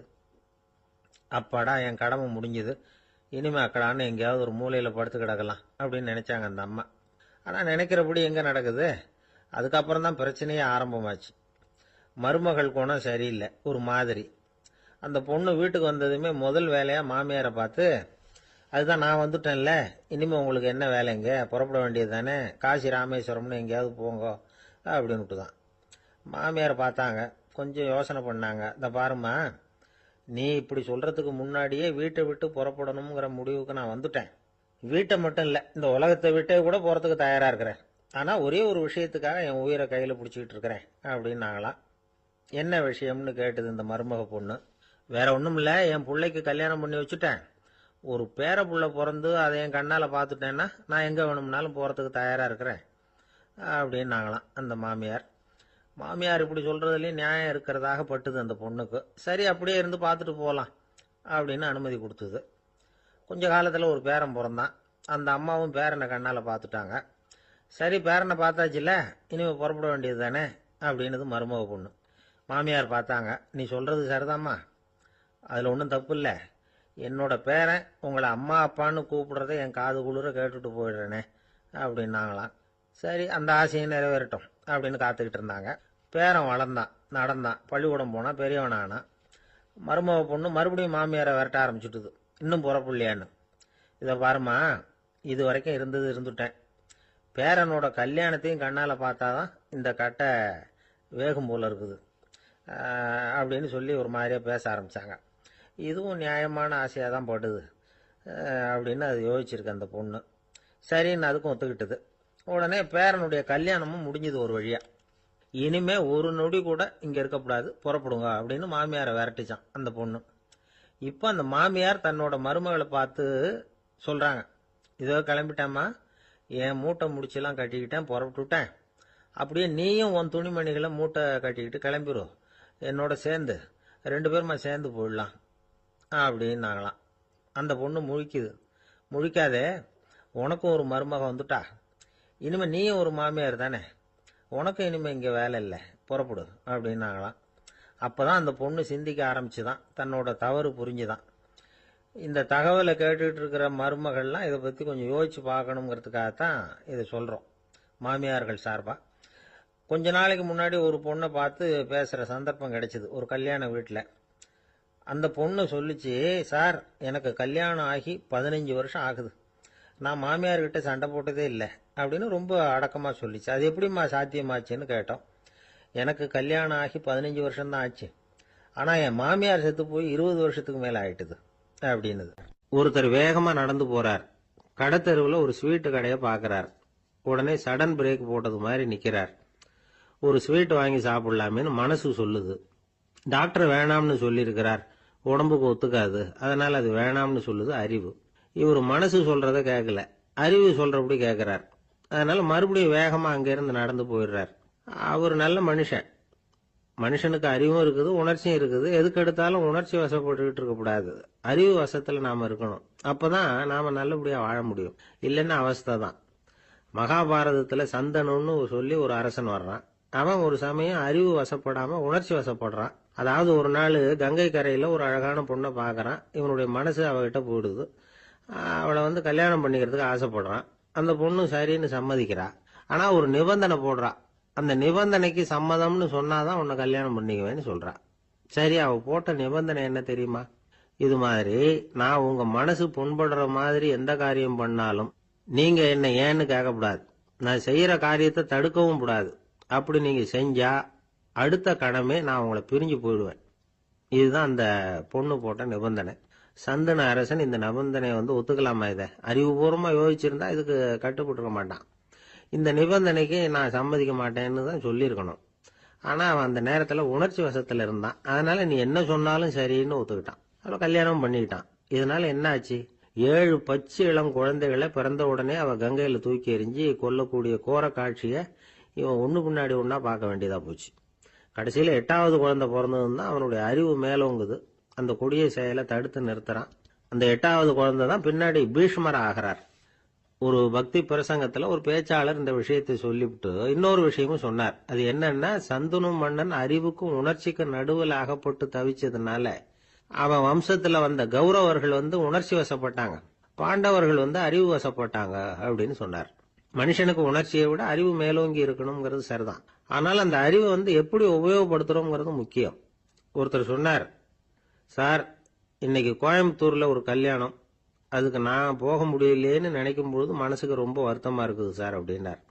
ரொம்ப உணர்ச்சி வசப்பட்டார். அதுக்காக கவலைப்படாதீங்க சார், ஒரு வாழ்த்து தந்தி கொடுத்துருங்களேன் அப்படின்னார் இன்னொருத்தர். அது எப்படி சார் முடியும்னார் அவரு. நான் தானே சார் கல்யாண மாப்பிள்ளை அப்படிங்கிறார் அந்த ஆள். கொஞ்சம் தூரத்துல நாம நிக்கிறோம். எட்டத்துல இருந்துகிட்டு அவரை கவனிக்கிறோம். அவர் போன்ல பேசுறத, அவர் பேசுகிற வார்த்தைகள் என்ன அப்படிங்கறது நம்ம காதுல விழல. ஆனாலும் அவர் பேசிக்கிட்டு இருக்கிறது நல்ல செய்தியா கெட்ட செய்தியா அப்படிங்கறத நம்மால யூகிக்க முடியும். மகிழ்ச்சியான செய்தியை பேசும்போது முகம் மலருது, புன்னகை பூக்குது. இதுல ஒண்ணு நீங்க கவனிக்கணும். தொலைபேசியில நாம பேசுறப்போ நம்மோட பேசுறவர் எதிரில் இல்ல. அவர் தொலைபேசி வழியா நம்ம குரலை மட்டும்தான் கேட்க போறார். நம்ம முகத்தை அவர் பார்க்க போறது இல்ல. அப்படி இருந்தும் அப்ப நம்ம முகம் ஏன் மலரணும் அப்படின்னா, இதுதான் உடல் மொழி, பாடி லாங்குவேஜ் அப்படின்னு சொல்றாங்க. நம்ம அறியாமலேயே நம்ம உடம்பு செய்திகளை தெரிவிக்குது பாருங்க, அதுதான் உடல் மொழி. ஒரு மனிதர் தொலைபேசியில பேசிக்கிட்டு இருக்கிறத நீங்க தூரத்துல இருந்து கவனிச்சுக்கிட்டே, அவர் நண்பரோட பேசுறாரா, மனைவியோட பேசுறாரா, குழந்தையோட பேசுறாரா, இல்ல மேல் அதிகாரி கிட்ட பேசுறாரா, அல்லது அவருக்கு கீழே பணிபுரிகிறவர்கள் கிட்ட பேசுறாரா அப்படிங்கறத கண்டுபிடிக்கலாம். அதுக்கு காரணம் அவருடைய உடல் மொழி. இந்த உடல் மொழி கூட நம்ம வாழ்க்கையின் முன்னேற்றத்துக்கு பயன்படும். இத பத்தியெல்லாம் கூட சில நிபுணர்கள் ஆராய்ச்சி பண்ணி பார்த்திருக்கிறாங்க. அவங்க சில விவரங்களை சொல்றாங்க. குறிப்பா ஒருத்தர் தன்னுடைய நாற்காலியில கிட்டத்தட்ட படுத்துக்காத குறையா உட்கார்ந்துருக்கிறாருன்னு வச்சுங்க. எதிர இருக்கிறவர் பேசுறது அவருக்கு பிடிக்கலன்னு அர்த்தமா. தலையை சொரிஞ்சுக்கிறது, வேற வேற திசைகள்ல பாக்குறது, கொட்டாவி விடுறது, கால்களை மாத்தி போட்டு உட்கார்றது, களைப்பா கை விரல்களை அப்படியே பின்னிக்கிறது, அடிக்கடி கடிகாரத்தை பாக்குறது, இப்படிலாம் ஒருத்தர் பண்ணிட்டு இருக்கிறாருன்னா நாம கூடிய சீக்கிரம் அந்த இடத்த விட்டு எழுந்திரிச்சு வந்துடுறது நல்லது. ஏன்னா இதெல்லாம் அவருடைய சலிப்பு, சோர்வு, ஆர்வமின்மை இதுக்கு அடையாளங்கள். நம்முடைய பேச்சு அவரை சலிப்படைய வச்சுட்டதுன்னு அர்த்தம். அவர் ரொம்பவும் சோர்ந்து போயிட்டாருன்னு பொருள். நம்முடைய பேச்சில் அவருக்கு ஆர்வம் இல்லைன்னு அர்த்தம். அதே நேரத்தில் நாற்காலியின் நுனியில அமர்ந்து உடலை முன்னுக்கு நகர்த்தி எதிர இருக்கிறவரின் கண்களை பார்த்துக்கிட்டே பேசினாலும் சரி அல்லது பேச்சை கேட்டாலும் சரி உங்க பேர்ல மற்றவங்களுக்கு உள்ள பிடிப்பு அதிகரிக்கும். நாம எப்படிப்பட்டவர்ங்கிறத நம்ம உடம்பும் நடை உடை பாவனையும் அடுத்தவங்களுக்கு காட்டி கொடுத்துரும். உங்க உடம்பு, உங்க பார்வை, நடை, உட்கார்ற விதம் இதை வச்சுக்கிட்டே நீங்க பொறுப்புள்ளவரா, முரடரா, அலட்சியமானவரா, மரியாதை தெரிஞ்சவரா, அடக்கமானவரா, நம்பிக்கைக்கு உரியவரா, நாணயம் இல்லாதவரா, பயந்தவரா, திறமசாலியா, அப்பாவியா அப்படிங்கறதெல்லாம் கண்டுபிடிச்சிடலாம்.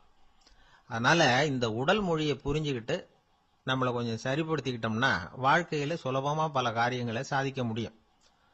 ஒரு மனநல மருத்துவமனை, அங்க ஒருத்தர் ஒரு நாற்காலியில உட்காந்துக்கிட்டு கார் ஓட்டுறது மாதிரி அப்படி பாவனை பண்ணிட்டு இருந்தார். ஸ்டேரிங்கை திருப்புறது மாதிரி, பின்னாடி வர்ற வண்டியை நிக்க சொல்றது மாதிரி, அப்புறம் இவரு ஒதுங்கிக்கிட்டு அவருக்கு வழி விடுறது மாதிரி, இப்படிலாம் சேட்டைகள் பண்ணிட்டு இருந்தார் மனநல மருத்துவமனையில. இத பார்த்துக்கிட்டு இருந்த ஒருத்தர் பக்கத்துல இருந்த இன்னொருத்தர்கிட்ட கேட்டார், இவர் ஏன் இப்படி பண்றாரு, இவருக்கு ஏன் அப்படி வந்தது நிலைமை அப்படின்னு சொல்லி அவர் விசாரிச்சார். அப்ப அவர் விவரம் சொன்னார்.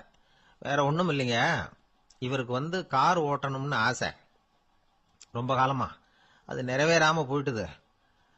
அதுக்கப்புறம் அவர் மனநோயாளியா மாறிட்டார். இங்க அழைச்சிட்டு வந்தாங்க. இங்க அழைச்சிட்டு வந்ததுல இருந்து அப்படிதான் பண்ணிட்டு இருக்கிறார். அப்ப கார் ஓட்டுறது மாதிரிலாம் பாவனை பண்ணிட்டு இருப்பார், திருப்புறது மாதிரி பண்ணுவார், பின்னாடி வர்றவங்களுக்கு இடம் விடுவார், இப்படிலாம் செய்யறார் அப்படின்னு விவரம் சொன்னாங்க. நீங்க சொல்லப்படாதா, இப்ப நீங்க கார் ஓட்டல, வெறும் நாற்காலியில தான் உட்கார்ந்து இருக்கிறீங்க அப்படின்னு நீங்க சொல்லப்படாதா அவருக்கு அப்படின்னு கேட்டாங்க. அது முடியாதுங்க, ஏன்னா அந்த காரை கழுவுறதுக்காக அவர் தினமும் எனக்கு 10 ரூபா கொடுத்துக்கிட்டு இருக்கிறார் அப்படின்னாராம் அங்க வேலை செஞ்சுக்கிட்டு இருந்த ஒருத்தர். அதனால வாழ்க்கையில நாம இந்த உடல் மொழியை புரிஞ்சுக்கணும். உடல் மொழிங்கிறது இப்ப ஆரம்பத்துல சொன்னது மாதிரி அந்த தொலைபேசியில பேசுறவங்கள தூரத்துல இருந்து பார்த்தாவே அவர் யாருகிட்ட பேசுறாரு, என்ன பேசுறாருன்னு தெரியும். நம்ம முகத்தை நல்லா வச்சுக்கணும். உடல் மொழியை நம்ம புரிஞ்சுக்கிட்டு பயன்படுத்த ஆரம்பிச்சோம்னா எந்த முயற்சி பண்ணினாலும் அதுல வெற்றி நிச்சயம். ஒரு கடற்கரை ஓரம், அங்க ஒரு சின்ன கிராமம், அந்த கிராமத்துல ஒரு சின்ன பள்ளிக்கூடம். கடற்கரை ஓரத்துல உள்ள ஒரு விடுதியில ஓய்வுக்காக ஒருத்தர் தங்கி இருக்கிறார். பள்ளிக்கூடத்துல ஏதோ விழா நடக்கிறது மாதிரி தெரிஞ்சுது. உடனே அவர் அந்த பக்கமா வந்தார். இங்க என்ன நடக்குதுன்னு விசாரிச்சார். பள்ளி ஆண்டு விழா நடக்குதுன்னாங்க. உடனே போனார். கண்காட்சி ஒன்று வச்சிருந்தாங்க. உள்ள போய் பார்த்தார். பள்ளிக்கூடத்துல படிக்கிற மாணவர்களை சொந்தமா தயார் பண்ண பொருள்களை காட்சிக்கு வச்சிருக்கிறாங்க. அந்த ஊர் மக்கள்லாம் அதை கூட்டம் கூட்டமா போய் பார்த்துக்கிட்டு இருக்கிறாங்க. இவரும் ஆர்வமா அதையெல்லாம் பார்த்துக்கிட்டே போறார். ஒரு இடத்துல ஒரு சின்ன ரயில் செஞ்சு வச்சிருந்தாங்க, மாணவர்களை தயார் பண்ணது. மின்சாரத்தால் அது ஓடுறது மாதிரி பண்ணி வச்சிருந்தாங்க. அதுல ஒரு சின்ன பொத்தான் இருக்கும், அதை அமுக்குனா ரயில் ஓடும், சுத்தி சுத்தி வரும். மாணவர்கள் எதிரில் நின்று அதுக்கு விளக்கம் கொடுத்துக்கிட்டு இருக்கிறாங்க.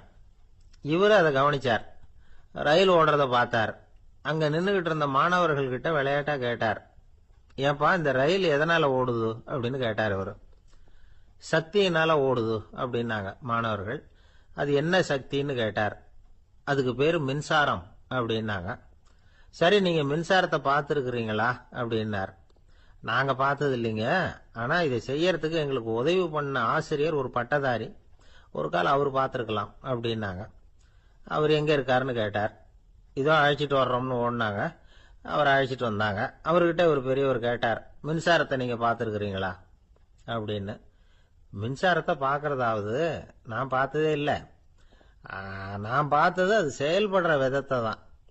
அது விளக்க எரிய வைக்குது, ரயில ஓட வைக்குது, இது மாதிரி எத்தனையோ எந்திரங்களை செயல்பட வைக்குது.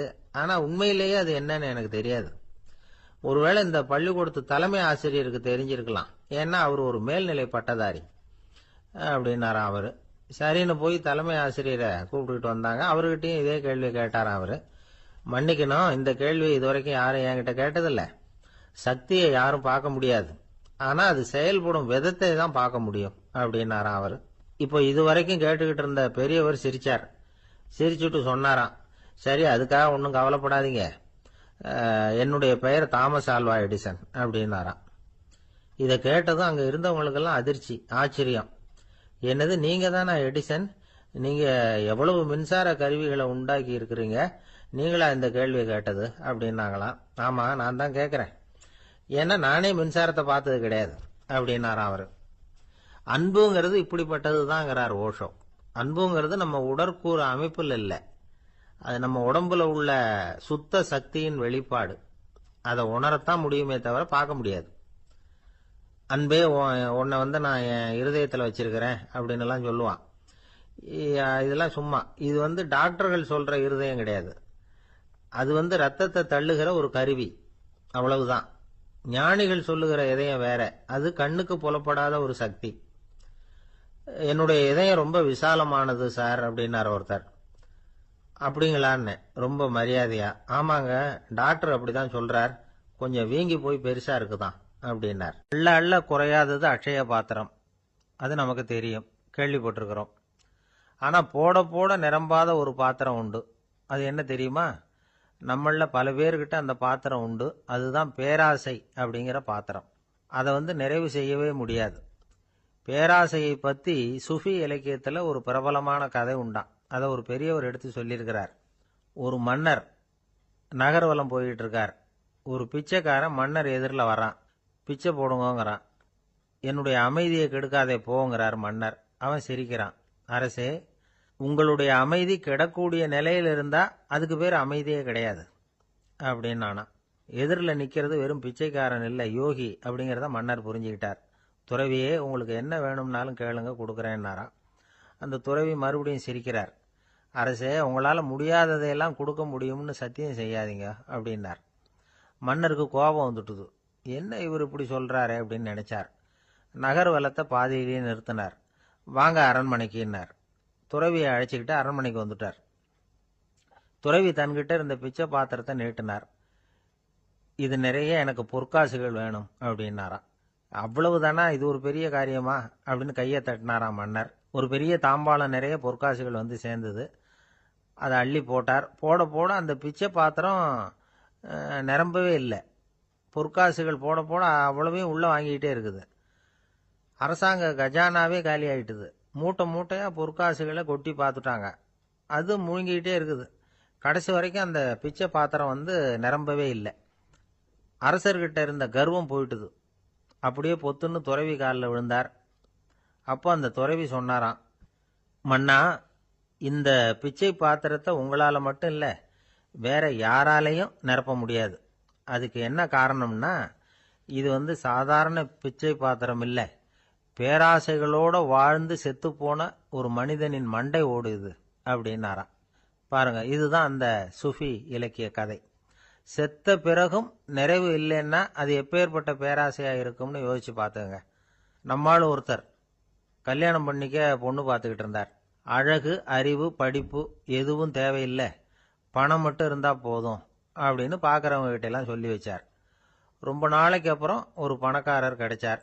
அவர் சொன்னார், இதை பாருங்க, எனக்கு 20 வயசுல ஒரு மகள், அவளை நீங்க கல்யாணம் பண்ணிக்கிட்டா 2 லட்சம் பணம் கொடுப்பேன். 25 வயசுல ஒரு பொண்ணு, அவளை கல்யாணம் பண்ணிக்கிட்டா 2.5 லட்சம் தருவேன். 30 வயசுல ஒரு பொண்ணு இருக்கா, அவளை கல்யாணம் பண்ணிக்கிட்டா 3 லட்சம் தருவேன். என்ன சொல்ற அப்படின்னாராம். இவன் கொஞ்ச நேரம் யோசிச்சு பார்த்துருக்கான். அதுக்கப்புறம் மெதுவா அவரை நிமிந்து பார்த்து, ஏன் சார், உங்ககிட்ட 50 வயசுல ஏதாவது பொண்ணு இருக்கா அப்படின்னு கேட்டானா. ஒரு ஊர்ல ஒரு ஞானி இருக்கிறார். ரொம்ப பெரிய ஞானி. ரொம்ப வயசாயிட்டுது. கடைசி காலத்துல அவர்கிட்ட சில பேர் வந்தாங்க. உங்க குரு யார் அப்படின்னு கேட்டாங்க. அவர் நிமிந்து பார்த்தார். எனக்கு ஆயிரக்கணக்கான குருமார்கள் உண்டு, அவங்க பேரெல்லாம் சொல்லணும்னா இந்த காலம் பத்தாது. ஆனா முக்கியமான ஒரு 3 பேரை பத்தி மட்டும் உங்களுக்கு சொல்றேன் அப்படின்னாராம். அப்புறம் சொன்னார், அந்த 3 பேர்ல ஒருத்தன் ஒரு திருடன். ஒரு சமயம் ஒரு பாலைவனம் வழியா நான் போய்கிட்டு இருந்தேன். அப்போ வழி தவறி போய் ஒரு கிராமத்துக்கு போயிட்டேன். அது இருட்டு நேரம், நடு ராத்திரி, ஊரே உறங்கி போச்சு. அந்த நேரத்தில் ஒரு ஆள் மட்டும் ஒரு வீட்டு சுவத்தில் ஏதோ பண்ணி உள்ளே நுழையறதுக்கு முயற்சி பண்ணிட்டு இருக்கிறான். அவங்கிட்ட போய், நான் இன்னைக்கு இங்கே எங்கே தங்க முடியும் அப்படின்னு கேட்டேன். அதுக்கு அவன், இந்த ராத்திரி வேளையில் அது ரொம்ப சிரமம், ஒரு திருடனோட உங்களால் தங்க முடியும்னா நீங்கள் என்னோட தங்கலாம் அப்படின்னா. நான் அவங்க கூட 1 மாதம் தங்கியிருந்தேன். ஒவ்வொரு நாள் ராத்திரியும், இப்போ நான் என்னுடைய வேலைக்கு போகிறேன், நீங்கள் ஓய்வு எடுத்துக்கோங்க அப்படின்னு சொல்லிவிட்டு போவான். அவன் திரும்பி வந்த உடனே உனக்கு ஏதாவது கிடைச்சதான்னு நான் கேட்பேன். அதுக்கு அவன், இன்னைக்கு ராத்திரி ஒன்றும் இல்லை, நாளைக்கு மறுபடியும் முயற்சி பண்ணுவேன் அப்படின்பா. எப்பவும் அவன் நம்பிக்கை இழந்ததே கிடையாது. எப்பவும் சந்தோஷமாகவே இருப்பான். நானும் ரொம்ப காலமாக தியானம் பண்ணிக்கிட்டே இருந்தேன். ஒன்றுமே நடக்கலை. ஆனால் நான் என்ன பண்ணேன் தெரியுமா? மனசு வருத்தப்படும், நம்பிக்கை இழந்துருவேன். அப்போல்லாம் அந்த திருடனுடைய விடாமுயற்சி தான் ஞாபகத்துக்கு வரும். அதனால் அந்த திருடன் எனக்கு ஒரு குரு. என்னுடைய 2வது குரு யாருன்னா அது ஒரு நாய். இது எப்படின்னா, ஒரு சமயம் எனக்கு ரொம்ப தாகமாக இருந்தது.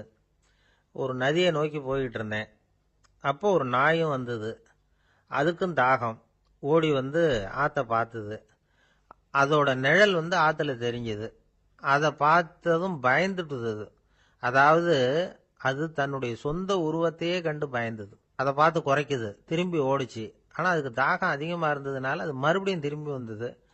பார்த்தா மறுபடியும் தண்ணியில் நாயோட உருவம் தெரியுது. இப்படி சில தடவை பண்ணிச்சு. இருந்தாலும் கடைசியில் தண்ணியில் குதிச்சுட்டுது துணிஞ்சி. இப்படி குதித்த உடனே அதோட உருவமும் மறைஞ்சுட்டுது. இதை பார்த்தேன். நான் என்ன புரிஞ்சுக்கிட்டேன்னா, எவ்வளவுதான் பயம் இருந்தால் கூட ஒருத்தன் தைரியமாக காரியத்தில் இறங்கணும் அப்படிங்கிறத புரிஞ்சுக்கிட்டேன். இந்த போதனை அந்த நாய்கிட்ட இருந்து எனக்கு கிடைச்சிது. இது ஒன்று. அடுத்தது என்னுடைய 3வது குரு யாருன்னா அது ஒரு சின்ன குழந்தை. நான் ஒரு சமயம் ஒரு நகரத்துக்கு போனேன்.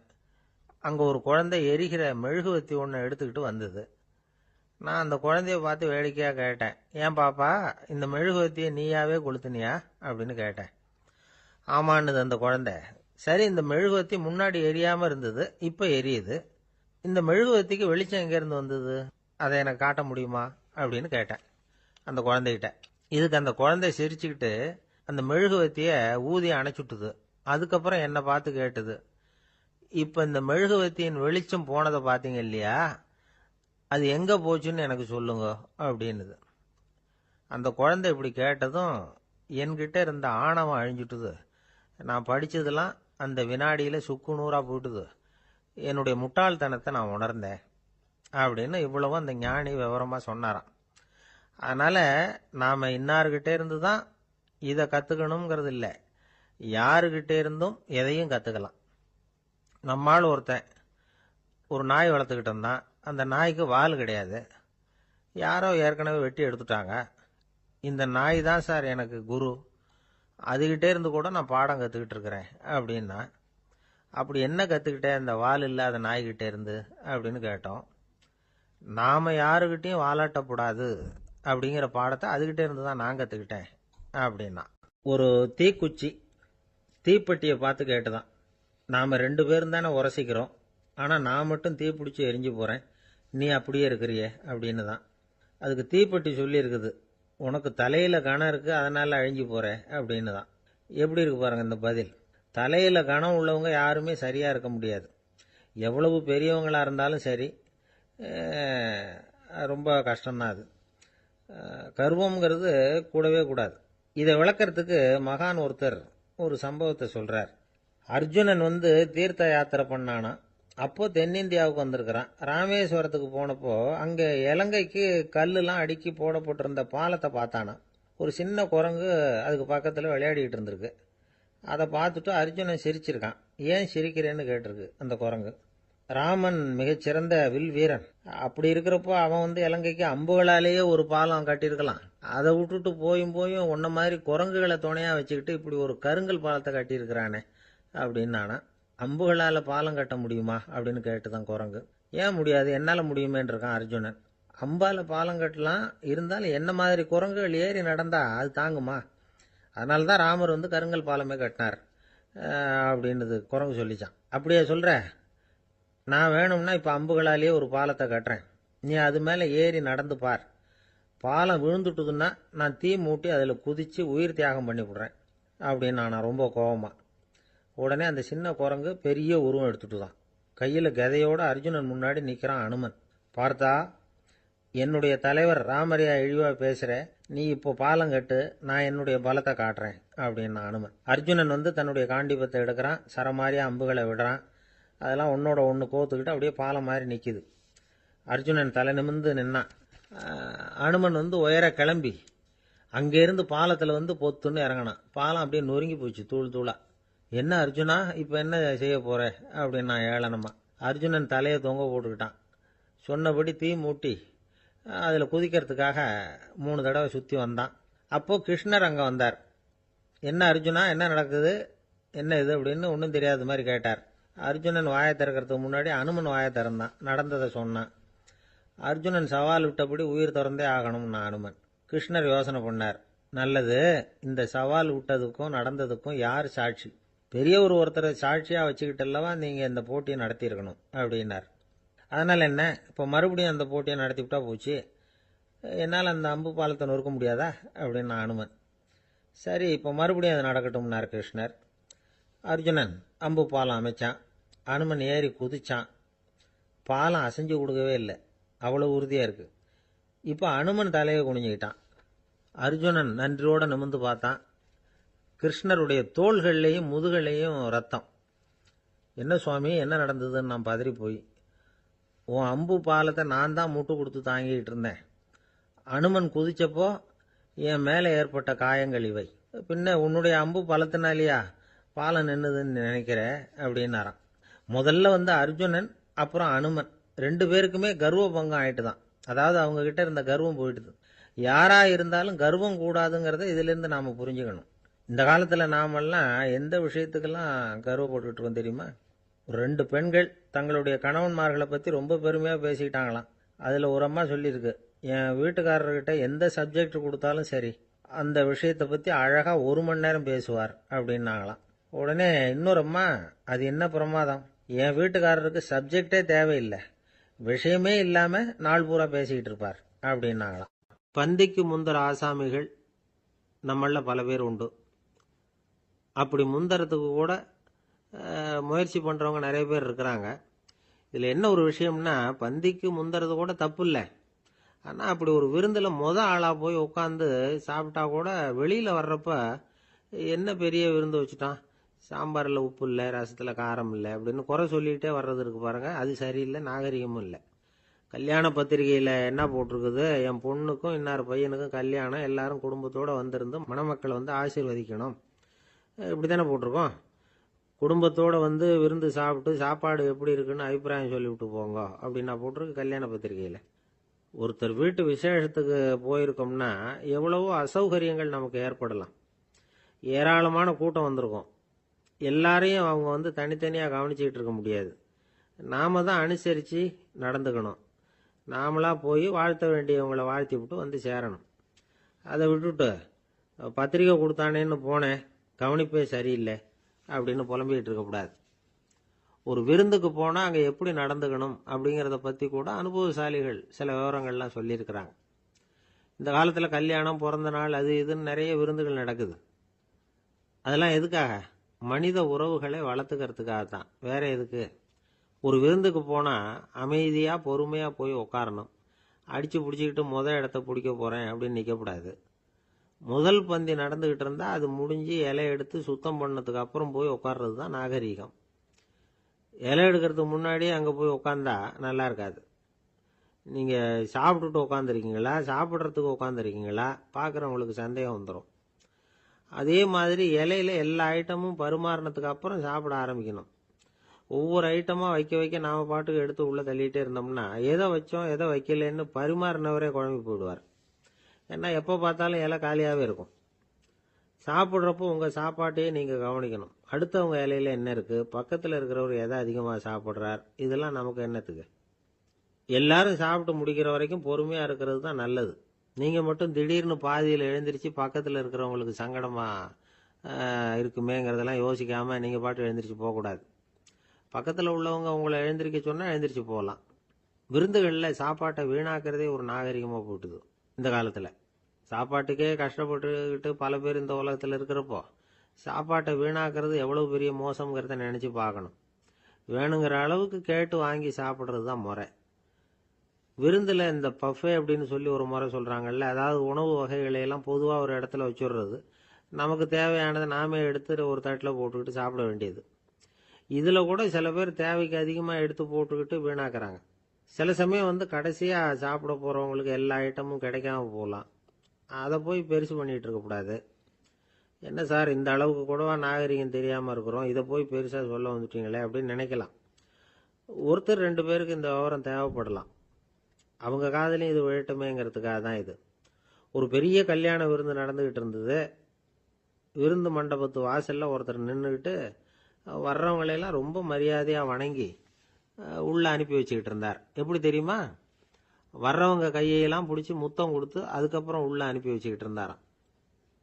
கூட்டம்லாம் முடிஞ்சதுக்கு அப்புறம் அவர்கிட்ட போய் கேட்டிருக்கிறாங்க, சார் நானும் எவ்வளவோ விருந்துகளுக்கு போயிருக்கிறேன், இருந்தாலும் இவ்வளவு மரியாதையா வர்றவங்க கைக்கெல்லாம் முத்தம் கொடுத்து வரவேற்கிறத இங்கே தான் பார்க்குறேன் அப்படின்னு சொன்னாங்க. அதுக்கு அவர் சொன்னார், அட போங்க சார், நான் முத்தம் கொடுக்கல, முந்தின பந்திக்கு வந்து சாப்பிட்டவங்களே அடுத்த பந்திக்கும் வர்றாங்களான்னு மோந்து பார்த்து அனுப்பி வச்சுக்கிட்டு இருந்தேன் அப்படின்னார். இயேசுநாதர்கிட்ட ஒருத்தர் வந்து கேட்டாராம், இயேசுவே என்னை எவ்வளவு நேசிக்கிறீர்கள் அப்படின்னு. அவர் தன்னுடைய இரு கைகளையும் அகல விரித்து இவ்வளவு என்று சொல்லி சிலுவையில் உயிர் நீத்தார் அப்படின்னு சொல்லுவாங்க. அதாவது அந்த நேசிப்புக்கு எல்லை கிடையாது, அதே போல மன்னிப்புக்கும் எல்லை கிடையாது. இது இயேசுநாதர் சொல்லி கொடுத்த ஒரு பாடம். இயேசுனுடைய சீடர்கள்ல ஒருத்தன் பீட்டர், அவன் ஒரு நாள் இயேசுநாதர்கிட்ட கேட்டிருக்கான், இயேசுவே நான் வந்து என்னுடைய தம்பி கிட்ட அடிக்கடி சண்டை போட்டுக்கிட்டு இருக்கேன், என்னுடைய சகோதரன் கூட, அவனை நான் எத்தனை தடவை மன்னிக்கிறது? ஏற்கனவே 7 தடவை அவனை மன்னிச்சுட்டேன் அப்படின்னு சொல்லியிருக்கிறான். அப்போ இயேசு சொன்னாராம், மன்னிக்கிறதுக்கு எத்தனை தடவைங்கிற கணக்கெல்லாம் கிடையாது, எத்தனை தடவை உன்னுடைய சகோதரன் உன்னை கோபப்படுத்துகிறானோ அத்தனை தடவை நீ மன்னிக்கிறதுக்கும் தயாரா இருக்கணும், அதுதான் அப்படின்னு சொன்னாராம். அப்போ இவனுக்கு ஒன்றும் புரியல, இது என்ன அவன் தப்பு பண்ணிக்கிட்டே இருப்பான், நாம மன்னிச்சுக்கிட்டே இருக்கிறதா அப்படிங்கிறது மாதிரி குழப்பமா இருந்திருக்கிறான். அப்போ இயேசுநாதர் தன்னுடைய சீடன் பீட்டர்கிட்ட ஒரு கதை சொன்னாராம். அந்த கதை இன்றைக்கு நாம வந்து எல்லாரும் சிந்தித்து பார்க்க வேண்டிய ஒரு கதை. அதாவது மன்னிப்பை விரும்புகிறவர்கள் மன்னிக்கவும் தயாராக இருக்க வேண்டும் அப்படிங்கிறது தான் அந்த கதையினுடைய தத்துவம். அந்த இயேசுநாதர் சொன்ன கதை என்னன்னா, ஒரு மன்னர் இருந்தார். அவர் ஒரு நாள் அரண்மனையில் உட்காந்து கணக்கு வழக்குகள்லாம் பார்த்துக்கிட்டு இருந்தார். நம்ம அரண்மனையிலிருந்து யார் யார் அரசாங்க கடன் வாங்கியிருக்கிறாங்க, யார் யார் திருப்பி செலுத்தி இருக்கிறாங்க அப்படிங்கிற விவரத்தையெல்லாம் பார்த்துக்கிட்டு இருந்தார். அப்போதான் புரிஞ்சுது, அந்த அரண்மனையில் வேலை செய்கிற ஒருத்தனே அரசாங்க கடன் ஒரு வாங்கியிருக்கிறான். எவ்வளவு? 10,000 பொற்காசுகள் வாங்கியிருக்கான் கடன். இந்த 10,000 பொற்காசுகளை திருப்பி செலுத்தலை அரசாங்கத்துக்கு. இது மன்னர் கவனத்துக்கு வந்தது. உடனே நம்ம அரண்மனையில் இருக்கிறவனே அரசு கடன் வாங்கி திருப்பி செலுத்தாம இருக்கான், அவனை கூப்பிட்டு வாங்கன்னு சொல்லி கூப்பிட்டுட்டு வந்தாங்களாம். விசாரிச்சிருக்கிறாங்க, என்னப்பா நீ எவ்வளவு ஒன்று? ஆமாங்க 10,000 பொற்காசுகள் வாங்கியிருக்கிறேன், இன்னும் திருப்பி கட்டலைன்னு இருக்கான்.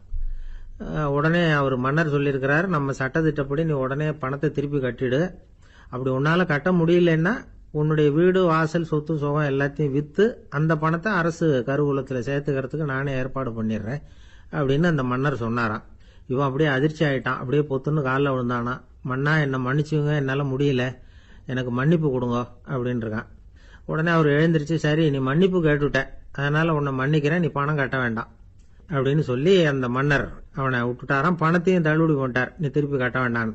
இவனுக்கு ரொம்ப மகிழ்ச்சி, அதனால ரொம்ப உல்லாசமா வந்துகிட்டு இருக்கிறான். தெருவில் வந்துகிட்டு இருக்கிறப்ப இவங்கிட்ட கடன் வாங்கின ஒருத்தன் எதுக்கு வந்துகிட்டு இருக்கான். அவன் இவங்கிட்ட ஒரு 100 பொற்காசுகள் கடன் வாங்கியிருக்கான். அவன் வந்தான், இவன் போய் அவன் சாட்டையா பிடிச்சிக்கிட்டான், நீ எப்படா என் கடனை திருப்பி கொடுக்க போறேன்னு. அவன் இப்போ முடியல, கொஞ்சம் பொறுத்துக்கா, அப்புறம் தாரேன் இருக்கான். அதெல்லாம் முடியாது, நீ கொடுத்து தான் ஆகணும் அப்படின்னு இவன் புடிவமா சொல்றான். இப்ப நிலைமையை பாருங்க, இவன் ஏற்கனவே இவன் 10,000 பொற்காசுகள் அரசாங்கத்தில் கடன் வாங்கினா அதுக்கு மன்னிச்சு விட்டுட்டார் இவனை. ஆனா இவன் இன்னொருத்தனை மன்னிக்கிறதுக்கு தயாரா இல்லை. இவங்கிட்ட கடன் வாங்கின இன்னொருத்தன் 10 பொற்காசுகள், அவனை மன்னிக்க தயாரா இல்லை. அவனை கொண்டு போய் நீதிமன்றத்தில் கொண்டு போய் நிறுத்தி தண்டனை வாங்கி கொடுத்துட்டான். நீதிபதி என்ன சொன்னார், அந்த இவன் வாங்கின பொற்காசுகளை திருப்பி கட்டுற வரைக்கும் ஜெயிலில் இருக்கணுங்கிறது தீர்ப்பு. ஆனா உடனே அரசர் காதுல வந்து விழுந்தது. சொல்லிட்டாங்க, உங்ககிட்ட மன்னிப்பு வாங்கிட்டு போனானே ஒருத்தன், அவன் வந்து இன்னொருத்தனை மன்னிக்கிறதுக்கு தயாரா இல்லை, அவனை கொண்டு போய் ஜெயிலில் அடைச்சுட்டான் அப்படின்னு. உடனே மன்னர் பார்த்தார், இவனை மறுபடியும் கூப்பிட்டு வர சொன்னார். தபாரப்பா, நான் வந்து உன்னை மன்னிச்சு விட்டேன், ஆனா நீ இன்னொருத்தனை மன்னிக்கிறதுக்கு தயாரா இல்லை, அதனால என்னுடைய தீர்ப்பையும் மாத்துறேன், நீயும் அரசு கடன் தீர்ற வரைக்கும் ஜெயிலில் தான் இருக்கணும் அப்படின்னு சொல்லி ஜெயிலுக்கு அனுப்பிச்சுட்டாராம். இப்படி ஒரு கதையை இயேசுநாதர் தன்னுடைய சீடருக்கு சொன்னதாக ஒரு வரலாறு. அது என்ன, அதிலிருந்து நாம புரிந்து கொள்ள வேண்டியதுன்னா, நாம வந்து மன்னிக்கப்படணும்னு நாம விரும்புறோம்னா நாம இன்னொருத்தரை மன்னிக்கிறதுக்கு தயாரா இருக்கணும். அதனால நாம வந்து இன்னொருத்தரை யாரையும் மன்னிக்க மாட்டோம், ஆனா என்ன இன்னொருத்தர் மன்னிக்கணும் அப்படிங்கிறது மாதிரி செய்யக்கூடாதுன்னு சொல்லுவாங்க. அது மாதிரி நாம் இப்போ இது தப்பாக புரிஞ்சுக்கிறவங்களும் இருக்கிறாங்க. பாவம் மன்னிப்புங்கிறதுலாம் எதுக்குன்னா, அதாவது மறுபடியும் பாவம் செய்யாமல் இருக்கிறதுக்காக தான். அதான் மன்னிக்கிறாரே அப்படிங்கிறதுக்காக மறுபடியும் பாவம் பண்ணிட்டு இருக்கிறது இல்லை. அதான் ஒருத்தர் கேட்டாராம், பாவத்திலிருந்து மன்னிப்பு கிடைக்கணும்னா நீ என்ன செய்யணும் அப்படின்னு கேட்டிருக்காரு. அதுக்கு அவன் சொல்லியிருக்கிறான், நான் முதல்ல பாவம் செய்யணும், அப்போதானே மன்னிப்பு கிடைக்கும் அப்படின்னு நானா. இப்படிப்பட்டவர்கள் தான் இன்னைக்கு உலகத்தில் அதிகமாக இருக்கிறாங்க. அதனால் இந்த மன்னிப்பின் மகத்துவங்கிறது இயேசுநாதர்கிட்டேருந்து தான் நாம் புரிஞ்சுக்கணும். அந்த இயேசு சொன்ன அந்த மன்னிக்கிற மனோபாவம் இருந்தால் இன்னைக்கு உலகம் பூராவும் அமைதி பூங்காவாக இருக்கும். அதில் ஒன்றும் ஆச்சரியமே இல்லை, அதில் ஒன்றும் சந்தேகமும் இல்லை.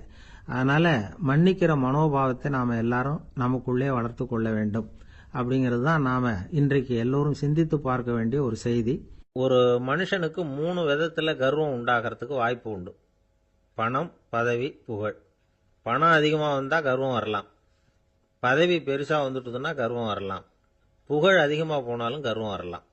இந்த 3 வகையான கர்வத்துக்கும் இடம் கொடுக்காம இருக்கிறாங்க பாருங்க, அவங்க தான் சிறந்த மனிதர்கள்.